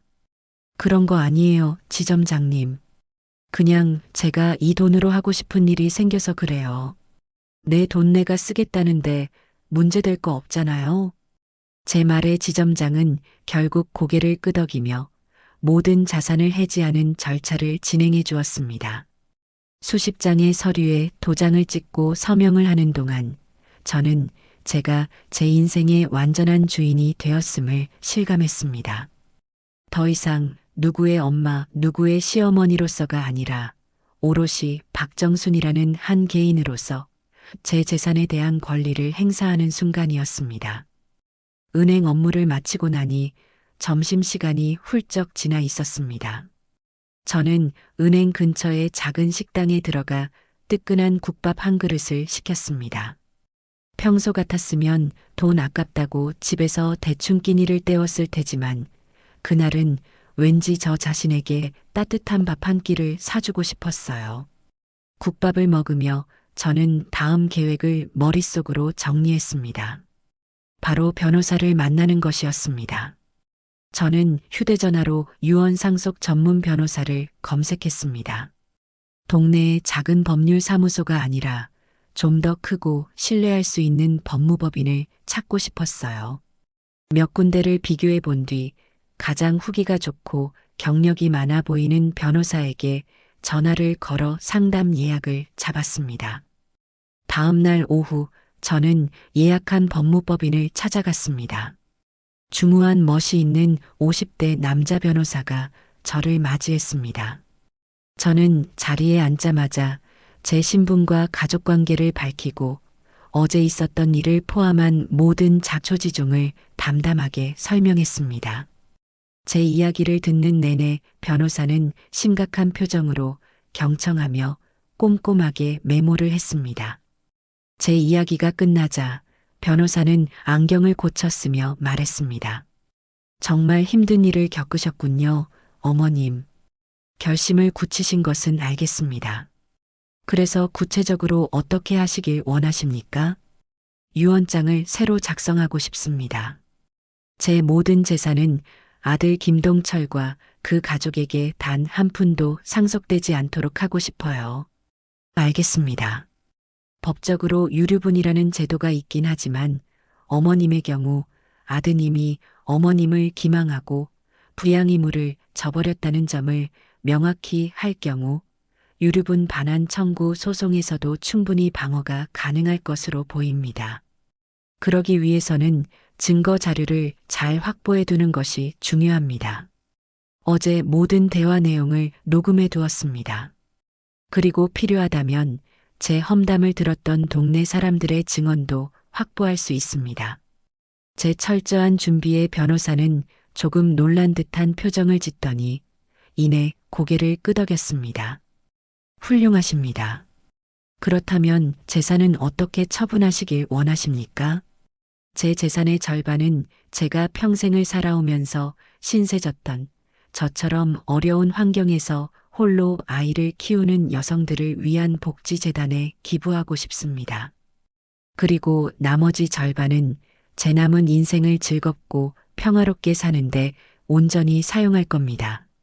제 계획을 들은 변호사는 존경심이 담긴 눈빛으로 저를 바라보며 말했습니다. 정말 멋진 결정이십니다. 어머님의 뜻이 법적으로 완벽하게 관철될 수 있도록 제가 책임지고 모든 서류 작업을 꼼꼼하게 진행하겠습니다. 변호사 사무실을 나오는 길, 제 발걸음은 날아갈 듯이 가벼웠습니다. 법이라는 든든한 울타리가 제 새로운 인생을 지켜줄 것이라는 생각에 마음이 놓였습니다. 집으로 돌아온 저는 마지막 계획을 실행에 옮기기 시작했습니다. 바로 제가 살아갈 새로운 보금자리를 찾는 것이었죠. 저는 컴퓨터를 켜고 평소 막연하게 꿈꿔왔던 조용한 바닷가 마을의 집들을 검색하기 시작했습니다. 강릉, 속초, 양양. 화면 가득 펼쳐진 푸른 바다와 아담한 집들의 사진을 보는 것만으로도 가슴이 설레었습니다. 더 이상 층간소음에 시달릴 필요도, 며느리의 거짓된 얼굴을 마주할 걱정도 없는 곳, 오직 파도 소리와 갈매기 소리만이 들리는 평화로운 곳에서 남은 인생을 보내고 싶었습니다. 저는 마음에 드는 몇 군데의 매물을 추려 직접 답사를 다녀오기로 결정했습니다. 그리고 가장 먼저 한 일은 새 휴대전화를 사는 것이었습니다. 과거의 모든 인연과 저를 올가매던 번호를 버리고 완전히 새로운 시작을 하고 싶었기 때문입니다. 새 휴대전화를 개통하고 저는 오랜 친구인 영희에게만 새로운 번호를 알려주었습니다. 그리고 나머지 모든 번호는 미련 없이 삭제해버렸습니다. 그날 밤 저는 텅 빈 거실 창가에 서서 바깥 풍경을 내려다보았습니다. 30년간 저의 세상이었던 아파트 단지의 야경이 낯설게 느껴졌습니다. 더 이상 저곳은 제가 속한 곳이 아니었습니다. 저는 곧 이곳을 떠나 완전히 새로운 곳에서 새로운 사람들과 새로운 인생을 시작할 것입니다. 두려움보다는 설렘이, 후회보다는 기대가 더 큰 밤이었습니다.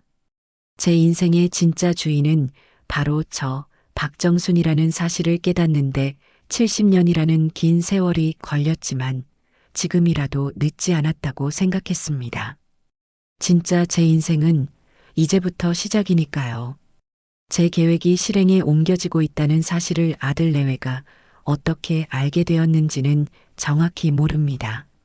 아마도 제가 거래하는 부동산의 박 사장이 동네 부동산 정보망에 매물을 올리자마자 그 소식을 접한 부녀회장이나 통장 같은 이 동네 정보통 중 누군가가 며느리에게 곧장 연락을 취했을 겁니다. 자신이 공들여 만든 험담 네트워크가 오히려 자신의 뒤통수를 치는 정보망이 될 줄은 그 아이도 미처 몰랐겠지요. 혹은 제 집을 담보로 사업 자금을 마련할 계획을 세우고 있었으니 수시로 부동산 사이트를 드나들다 제 집이 급매로 올라온 것을 직접 발견했을 수도 있습니다. 어느 쪽이든 상관없었습니다. 어차피 그들이 알게 되는 것은 시간 문제였고 저는 그 마지막 폭풍을 맞이할 준비가 이미 끝나 있었으니까요. 그날은 제가 강릉의 작은 어촌 마을에 있는 아담한 주택을 답사하고 막 돌아온 날이었습니다. 바다 내음과 소나무 향이 어우러진 그곳의 평화로운 풍경에 마음을 빼앗겨 제2의 인생을 시작할 장소로 그곳을 점찍고 돌아온 참이었죠. 기분 좋은 노고남에 따뜻한 차를 한 잔 마시고 있을 때 현관문이 부서져라 울리는 요란한 벨 소리와 함께 철문을 주먹으로 쾅쾅 두드리는 소리가 들려왔습니다. 인터폰 화면에는 예상했던 대로 이성을 잃은 듯한 표정의 아들 동철이와 그 옆에서 금방이라도 저를 잡아먹을 듯이 노려보고 있는 며느리 이은서의 얼굴이 비치고 있었습니다. 어머니, 문 좀 열어보세요. 이게 다 무슨 짓이에요? 아들의 고함 소리가 쇳소리가 되어 문틈으로 새어 들어왔습니다. 저는 조용히 자리에서 일어나 조금의 망설임도 없이 현관문의 잠금 장치를 풀었습니다. 문이 열리자마자 두 사람은 마치 빛 독촉이라도 하러 온 사람들처럼 집 안으로 들이닥쳤습니다. 어머니, 지금 제정신이세요? 저희랑 상의 한마디 없이 어떻게 집을 팔 수가 있어요? 저희 이제 어디서 살라고요? 가장 먼저 포문을 연 것은 며느리 은서였습니다. 그녀의 얼굴에서는 더 이상 눈물도 억울한 표정도 찾아볼 수 없었어요. 오직 자신의 것을 빼앗긴 자의 노골적인 분노와 탐욕만이 이글거리고 있었습니다. 우리랑 상의도 없이 우리는 어디서 살라고. 마치 이 집이 당연히 자신들의 소유인 것처럼 말하는 그 뻔뻔함에 헛웃음이 나왔습니다. 저는 소파에 다시 앉아 그들을 차갑게 올려다보며 말했습니다. 너희가 살 집은 너희가 알아서 구해야지. 왜 그것을 나한테 묻는 거니? 그리고 다시 한번 말하지만 이 집은 내 집이다. 너희 집이 아니야. 어머니, 아들 동철이가 절규하듯 소리쳤습니다.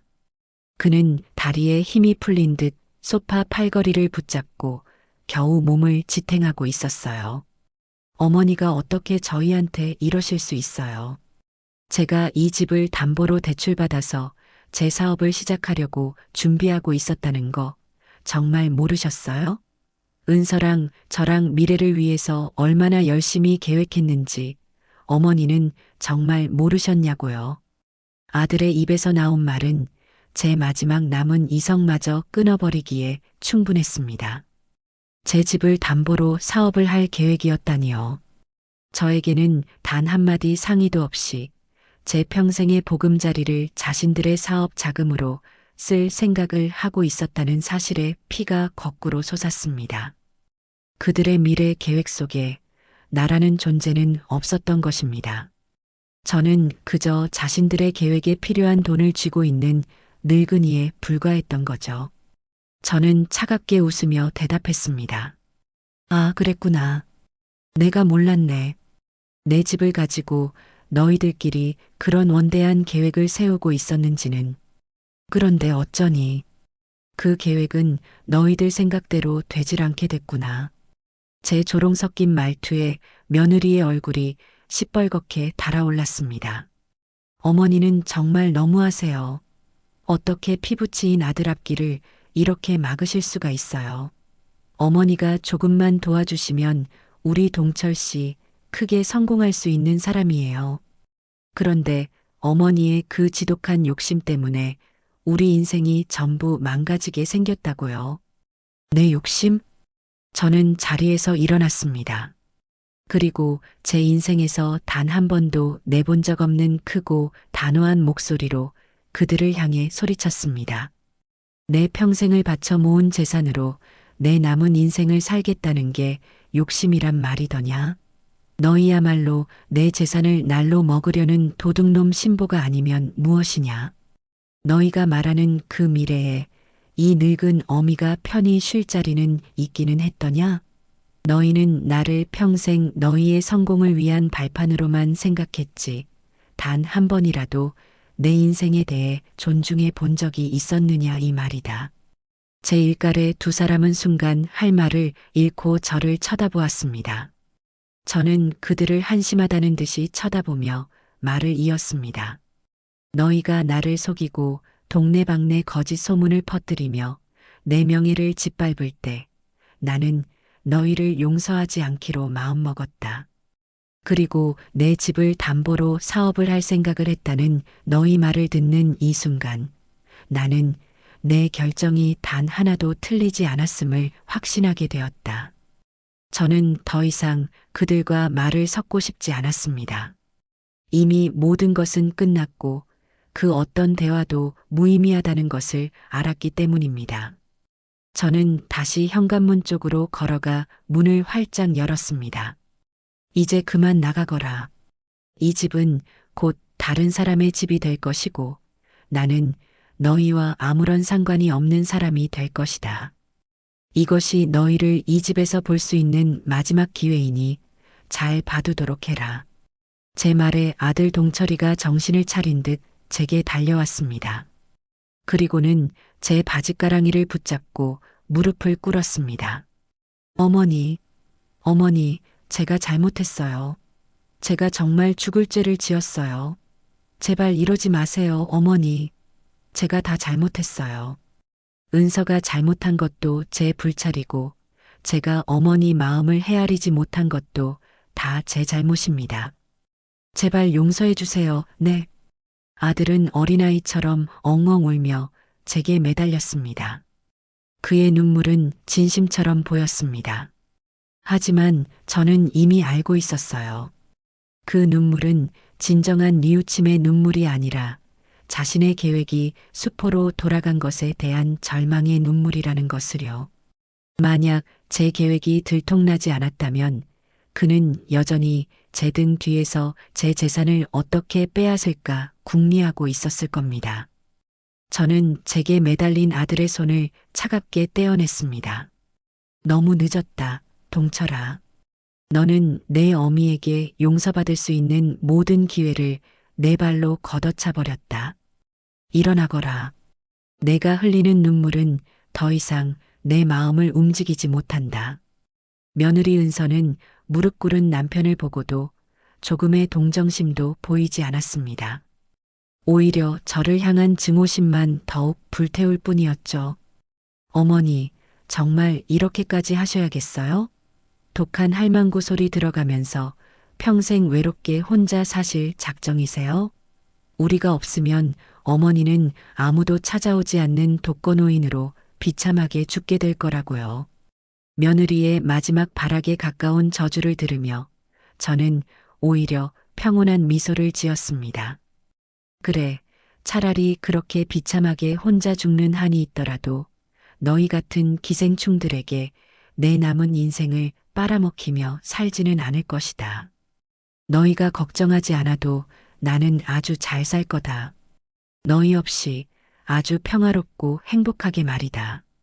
그러니 이제 너희 인생이나 걱정하거라. 저는 무릎 꿇고 있는 아들을 지나쳐 며느리의 팔을 붙잡고 문 밖으로 거칠게 밀어냈습니다. 그리고는 아들을 향해 마지막으로 말했습니다. 일어나서 내 아내를 데리고 가라. 다시 한번 말하지만 내 눈앞에 나타나지 마라. 다음에 또다시 내 앞에 나타난다면 그때는 주거침입으로 경찰에 신고할 것이다. 제 단호한 말에 아들은 결국 울음을 그치고 망연자실한 표정으로 자리에서 일어났습니다. 그는 쫓겨난 아내와 저를 번갈아 쳐다보더니 결국 모든 것을 포기한 듯 아내의 손을 잡고 복도 저편으로 걸어갔습니다. 저는 그들의 뒷모습이 완전히 사라질 때까지 지켜본 뒤 조금의 망설임도 없이 현관문을 닫았습니다. 문을 닫고 잠금 장치를 2번, 3번 돌려 잠그는 순간 쿵 하는 소리와 함께 제 과거의 모든 인연이 완전히 차단되는 기분이었습니다. 문 밖에서는 잠시 2사람의 고함 소리와 울음소리가 들려왔지만 저는 그 모든 소음을 외면했습니다. 그리고 그 소리는 얼마 지나지 않아 엘리베이터 소리와 함께 멀어졌습니다. 모든 것이 끝났습니다. 저는 텅 빈 집안을 천천히 걸었습니다. 조금 전까지 그들이 머물렀던 공간에는 그들의 추악한 욕망의 흔적 대신 새로운 시작을 향한 고요한 기대감만이 감돌고 있었습니다. 저는 창가에 서서 어둠이 내리기 시작하는 도시의 풍경을 바라보았습니다. 이제 저 풍경과도 작별할 시간이 머지 않았습니다. 후회도 미련도 없었습니다. 오직 제 손으로 제 인생의 주도권을 되찾았다는 통쾌함과 해방감만이 제 온몸을 감싸고 있었습니다. 아들 내외가 마지막으로 다녀간 후 집을 처분하는 절차는 놀라울 정도로 신속하게 진행되었습니다. 아마도 제가 시세보다 가격을 조금 낮춰 금매로 내놓은 덕분이겠지요. 박 사장은 며칠 만에 좋은 매수자를 찾았다며 연락을 해왔고 우리는 일사천리로 계약을 마쳤습니다. 계약서에 마지막으로 도장을 찍는 순간 저는 30년 넘게 제 어깨를 짓누르던 무거운 짐을 내려놓은 듯한 해방감을 느꼈습니다. 이삿날은 맑고 화창한 봄날이었습니다. 저는 이삿짐 센터 직원들이 제 살림살이들을 하나씩 트럭에 싣는 모습을 창가에 서서 지켜보았습니다. 결혼할 때 혼수로 해왔던 낡은 장롱, 아들이 어릴 때 쓰던 작은 책상, 손때 묻은 앨범들. 그 모든 것들이 제 과거의 편린들이었지만 이상하게도 슬프거나 아쉬운 마음은 들지 않았습니다. 오히려 낡은 허물을 벗고 새롭게 태어나는 기분이었죠. 필요한 최소한의 짐만 챙기고 나머지는 모두 버리거나 필요한 사람들에게 나누어 주기로 했습니다. 새로운 시작에는 묵은 감정의 찌꺼기들이 남아있는 낡은 물건들은 어울리지 않았으니까요. 마지막으로 텅 비어버린 집안을 둘러보았습니다. 벽에 남은 못자국과 바닥의 흠집들이 제가 이곳에서 보냈던 길고 긴 세월을 말해주는 듯 했습니다. 저는 텅 빈 공간을 향해 나지막이 속삭였습니다. 그동안 고마웠다. 이제 나도 너도 자유구나. 그리고 미련 없이 현관문을 닫고 집을 나섰습니다. 이사 트럭의 조수석에 앉아 점점 멀어지는 아파트 단지를 바라보았습니다. 제 인생의 한 시대가 그렇게 막을 내리고 있었습니다. 새로운 보금자리인 강릉의 작은 바닷가 마을, 죽천에 도착했을 때는 해가 뉘엿뉘엿 지고 있을 무렵이었습니다. 서울의 잿빛 하늘과는 비교도 할 수 없는 맑고 투명한 저녁 노을이 저를 반겨주었습니다. 제가 새로 계약한 집은 바다가 한눈에 내려다 보이는 작은 언덕 위에 자리한 아담한 단층 주택이었습니다. 붉은 벽돌로 지어진 집 앞에는 작은 텃밭을 가꿀 수 있는 마당도 있었죠. 이삿짐 센터 직원들이 짐을 모두 내려놓고 돌아간 뒤 저는 마당에 서서 한참 동안 바다를 바라보았습니다. 규칙적으로 밀려왔다 부서지는 파도 소리가 마치 자장가처럼 평화롭게 들려왔습니다. 서울의 그 아파트에서는 단 한순간도 느껴보지 못했던 완전한 고요함과 평온함이었습니다. 저는 깊게 숨을 들이마셨습니다. 짭조름한 바다 내음과 싱그러운 풀향기가 폐부 깊숙이 스며들며 제 안에 남아있던 마지막 응어리마저 씻어내주는 듯 했습니다. 그날 밤 저는 짐도 풀지 않은 채 거실 창가에 가니 의자를 놓고 앉아 밤바다를 보았습니다. 멀리 수평선 위로 오징어 잡이배들의 불빛이 별처럼 반짝이고 있었고 하늘에는 서울에서는 볼 수 없었던 무수한 별들이 쏟아질 듯 펼쳐져 있었습니다. 그 아름다운 풍경 앞에서 저는 저도 모르게 눈물을 흘렸습니다. 하지만 그 눈물은 슬픔이나 외로움의 눈물이 아니었어요. 비로소 제자리를 찾은 안도감과 벅찬 행복감의 눈물이었습니다. 다음 날부터 저는 새로운 삶에 적응하기 시작했습니다. 가장 먼저 한 일은 동네를 산책하는 것이었습니다. 구불구불한 골목길을 따라 걷다 보니 담벼락 너머로 저를 보고 꼬리를 치는 강아지도 있었고 밭에서 일하다 말고 제게 손을 흔들어주는 할머니도 계셨습니다. 사람들의 얼굴에는 경계심 대신 순박하고 따뜻한 미소가 걸려 있었어요. 저는 난생 처음 느껴보는 낯선 다정함에 어색하면서도 기분이 좋았습니다. 동네 어귀에 있는 작은 시장에도 가보았습니다. 갓 잡아온 싱싱한 생선들을 파는 어물점과 할머니들이 직접 키운 채소들을 파는 좌판들이 정겹게 늘어서 있었죠. 저는 그곳에서 저녁 창거리로 먹을 생선 한 마리와 나물 몇 가지를 샀습니다. 서울의 시장과는 비교도 안 될 만큼 싼 가격에 덤까지 넉넉하게 얹어주는 인심에 저도 모르게 웃음이 났습니다. 집으로 돌아와서는 마당에 작은 텃밭을 가꾸기 시작했습니다. 시장에서 사온 상추 모종과 고추 모종을 심고 호미로 잡초를 뽑다 보니 시간 가는 줄 몰랐어요. 흙을 만지고 있으니 마음이 차분해지고 작은 씨앗에서 생명이 돋아나는 것을 보는 일은 경이롭기까지 했습니다. 저녁에는 제가 직접 키운 상추를 뜯어 시장에서 사온 생선을 구워 저녁상을 차렸습니다. 혼자 먹는 밥상이었지만 전혀 외롭지 않았습니다. 오히려 제가 제 손으로 일구어낸 것들로 차린 밥상이어서 그런지 세상 그 어떤 진수성찬보다 달고 맛있게 느껴졌습니다. 며칠 뒤 저는 동네 주민센터에 찾아갔습니다. 그리고 평소 배워보고 싶었던 서예 교실과 도자기 교실에 등록했습니다. 서예 교실에서 저는 난생 처음 붓을 잡고 화선지에 글씨를 썼습니다. 심청사달 마음이 맑으면 모든 일이 잘 이루어진다는 뜻이었죠. 제게 꼭 필요한 말 같아서 저는 그 글씨를 수십 번, 수백 번 연습했습니다. 먹을 갈 때 느껴지는 은은한 향기와 화선지에 먹물이 번져나가는 것을 보며 저는 마음의 평화를 얻을 수 있었습니다. 도자기 교실에서는 흙을 반죽해 찻잔을 만들었습니다.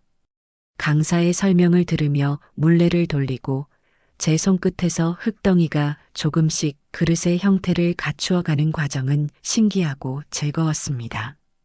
처음에는 삐뚤빼뚤하고 볼품없는 모양이었지만 몇 번의 실패 끝에 제법 그럴듯한 찻잔을 완성할 수 있었죠. 가마에서 구워져 나온 세상에 단 하나뿐인 제 찻잔을 손에 들었을 때의 뿌듯함은 그 무엇과도 바꿀 수 없는 것이었습니다. 그곳에서 저는 새로운 친구들도 사귀었습니다.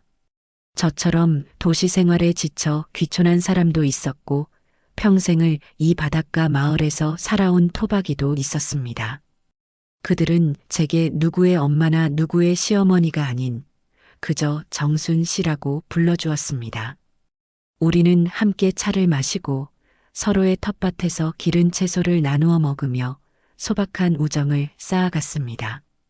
그들 앞에서는 제 과거를 굳이 설명할 필요도 제 자신을 꾸밀 필요도 없었어요. 있는 그대로의 박정순으로 존재할 수 있다는 사실이 저를 얼마나 자유롭게 만들었는지 모릅니다.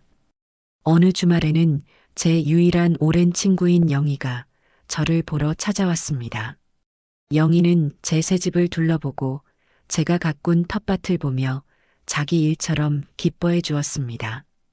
정순아, 내 얼굴이 이렇게 편안해 보이는 건 정말 오랜만이다. 정말 보기 좋다.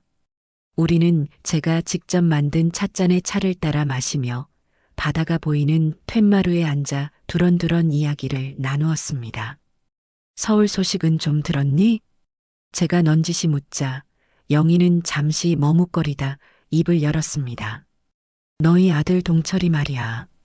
너 나가고 나서 얼마 안 있다가 그 아파트 전세 빼서 다른 데로 이사 갔다고 하더라. 어디로 갔는지는 아무도 모르고 소문으로는 며느리가 하려던 사업이 잘 안 돼서 빚만 잔뜩 졌다는 얘기도 들리고 저는 고개를 끄덕였습니다. 마음 한구석이 아주 잠깐 아려오는 듯 했지만 그 감정은 이내 잔잔한 파도처럼 쓰러졌습니다. 그들은 이제 그들의 인생을 살고 있는 것이고 저는 제 인생을 살고 있을 뿐이었습니다. 더 이상 그들의 불행이나 행복에 제 감정을 소모하고 싶지 않았습니다. 영희가 돌아가고 저는 다시 혼자가 되었습니다. 하지만 그 고독은 저를 외롭게 하지 않았습니다. 오히려 제 자신에게 온전히 집중할 수 있는 충만한 시간이었습니다. 저는 책을 읽고 음악을 듣고 바닷가를 산책하며 온전히 저 자신만을 위한 시간들을 보냈습니다. 누구를 위해 밥을 차릴 필요도 누구의 눈치를 볼 필요도 없었습니다. 제 인생의 주도권을 완벽하게 되찾은 것입니다. 가을이 깊어갈 무렵 저는 처음으로 저 자신을 위한 여행을 떠나기로 결심했습니다. 목적지는 평생 가보고 싶었지만 먹고 살기 바빠 엄두도 내지 못했던 제주도였습니다. 작은 배낭 하나만을 맨 채 비행기에 오르는 순간 저는 17살 소녀처럼 가슴이 설레었습니다. 더 이상 저는 누구에게도 얽매이지 않은 완전한 자유인이었습니다. 제주도의 공기는 따뜻하고 부드러웠습니다.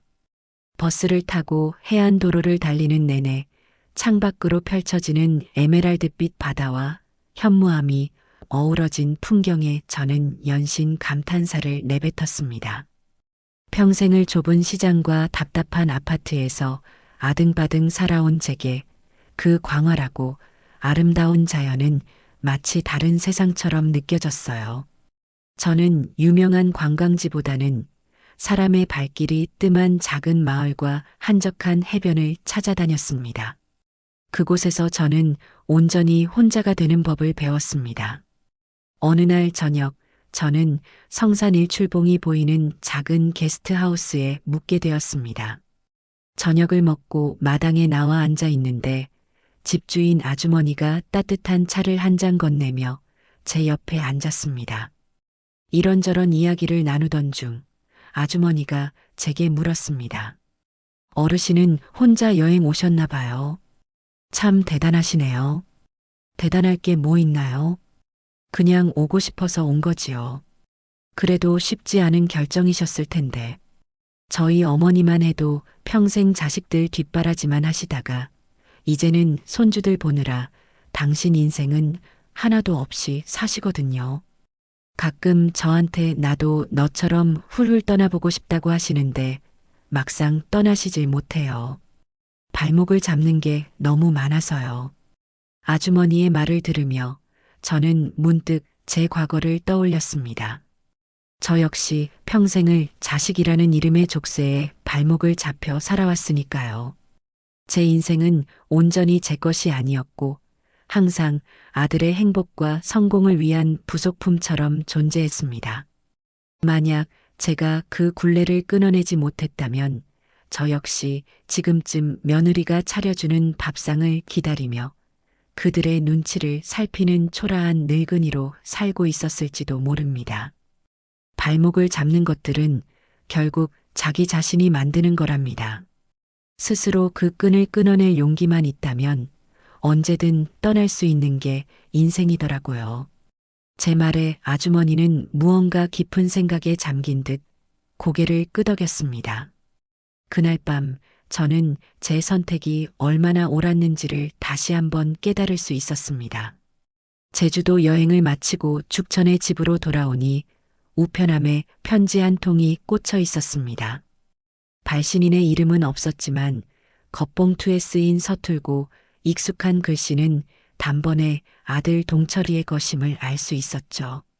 아마도 제 친구 영희를 통해 제 새 주소를 알아낸 모양이었습니다. 저는 잠시 그 편지를 손에 들고 망설였습니다.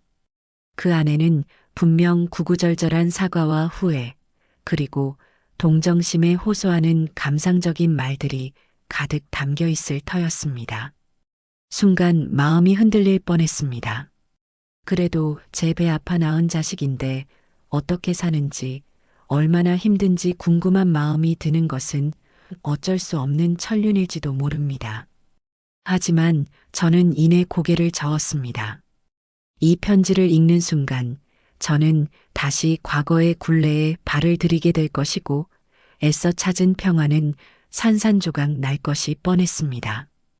그들의 감정 쓰레기까지 제가 책임져야 할 이유는 더 이상 없었습니다. 저는 그 편지를 뜯어보지도 않은 채 집안에 있는 작은 화목난로에 그대로 던져 넣었습니다. 편지 봉투는 순식간에 불길에 휩싸여 검은재로 변해갔습니다. 타오르는 불꽃을 바라보며 저는 제 마음속에 남아있던 마지막 미련의 찌꺼기마저 함께 태워버렸습니다. 이제 정말로 모든 것이 끝났습니다. 시간은 평화롭게 흘러갔습니다. 저는 텃밭에서 기른 채소들로 소박한 밥상을 차리고 서예와 도자기를 배우며 하루를 보냈습니다. 주말에는 새로 사귄 친구들과 함께 동네 찻집에 모여 수다를 떨거나 가까운 산으로 등산을 가기도 했습니다. 제 삶은 그 어떤 드라마틱한 사건도 없이 잔잔하게 흘러갔지만 저는 그 평범한 일상 속에서 진정한 행복을 느꼈습니다. 그러던 어느 겨울날 친구 영희에게서 전화가 걸려왔습니다. 정순아, 잘 지내지? 그럼 아주 잘 지내지. 너야말로 별일 없고? 나는 뭐 똑같지. 그런데 혹시나 해서 전화했어. 너희 아들 소식 들었니? 영희는 조심스럽게 말을 꺼냈습니다. 저는 담담하게 대답했습니다. 아니, 들은 적 없어. 궁금하지도 않고. 무슨 일인데? 그게 너희 며느리가 네 아들 몰래 사채까지 끌어다 써서 명품 사고 주식 투자했다가 완전히 망했다더라. 빚쟁이들이 매일같이 찾아와서 행패를 부리는 바람에 동철이가 결국 이혼 서류를 내밀었대. 그런데 며느리가 이혼은 못 해준다고 버티면서 이 모든 게 다 너 때문이라고, 내가 재산을 안 물려줘서 자기가 이렇게 된 거라고 소리 지르고 난리를 쳤다는 거야. 영희는 안타깝다는 듯이 한숨을 쉬었습니다. 결국 동철이가 그동안 모은 돈 탈탈 털어서 빚 겨우 막아주고 위자료도 한 푼 못 받고 겨우 이혼 도장만 받았다고 하더라. 지금은 월세 단칸방에서 혼자 배달 일하면서 겨우 먹고 산대. 사람들이 그러는데 아주 폐인이 다 됐다고 하더라고. 그들의 비극적인 결말을 전해 들었지만 제 마음은 놀랍도록 평온했습니다. 고소하다는 생각도 안타깝다는 생각도 들지 않았습니다. 그저 그렇게 되었구나 하는 생각뿐이었어요. 그것은 이제 더 이상 제 이야기가 아니었고 제가 관여할 수 있는 영역도 아니었습니다. 인과응보. 모든 것은 그들 스스로가 선택하고 만들어낸 결과일 뿐이었습니다. 그랬구나. 알려줘서 고맙다, 영희야. 너 정말 괜찮은 거야? 그럼, 나는 아주 괜찮아. 그러니 너도 더 이상 그 아이들 소식 내게 전해주지 않아도 된다. 나는 내 인생 살기도 바쁘거든. 저는 밝은 목소리로 말하고 전화를 끊었습니다. 그리고 창밖을 내다보았습니다. 어느새 하얀 눈이 펑펑 내리고 있었습니다. 온 세상이 하얗게 뒤덮이는 것을 보니 제 마음속의 묵은 감정들마저 깨끗하게 정화되는 기분이었습니다. 다음해 봄 저는 제가 직접 만든 찻잔과 닭이 세트를 들고 서예 교실에서 만난 친구들과 함께 다도 여행을 떠났습니다. 우리는 보성의 푸른 녹차밭을 거닐고 맑은 찬물에 서로의 인생 이야기를 나누며 웃음꽃을 피웠습니다. 여행 마지막 날 우리는 다 함께 바다가 보이는 언덕의 찻집에 앉아 노을을 바라보았습니다.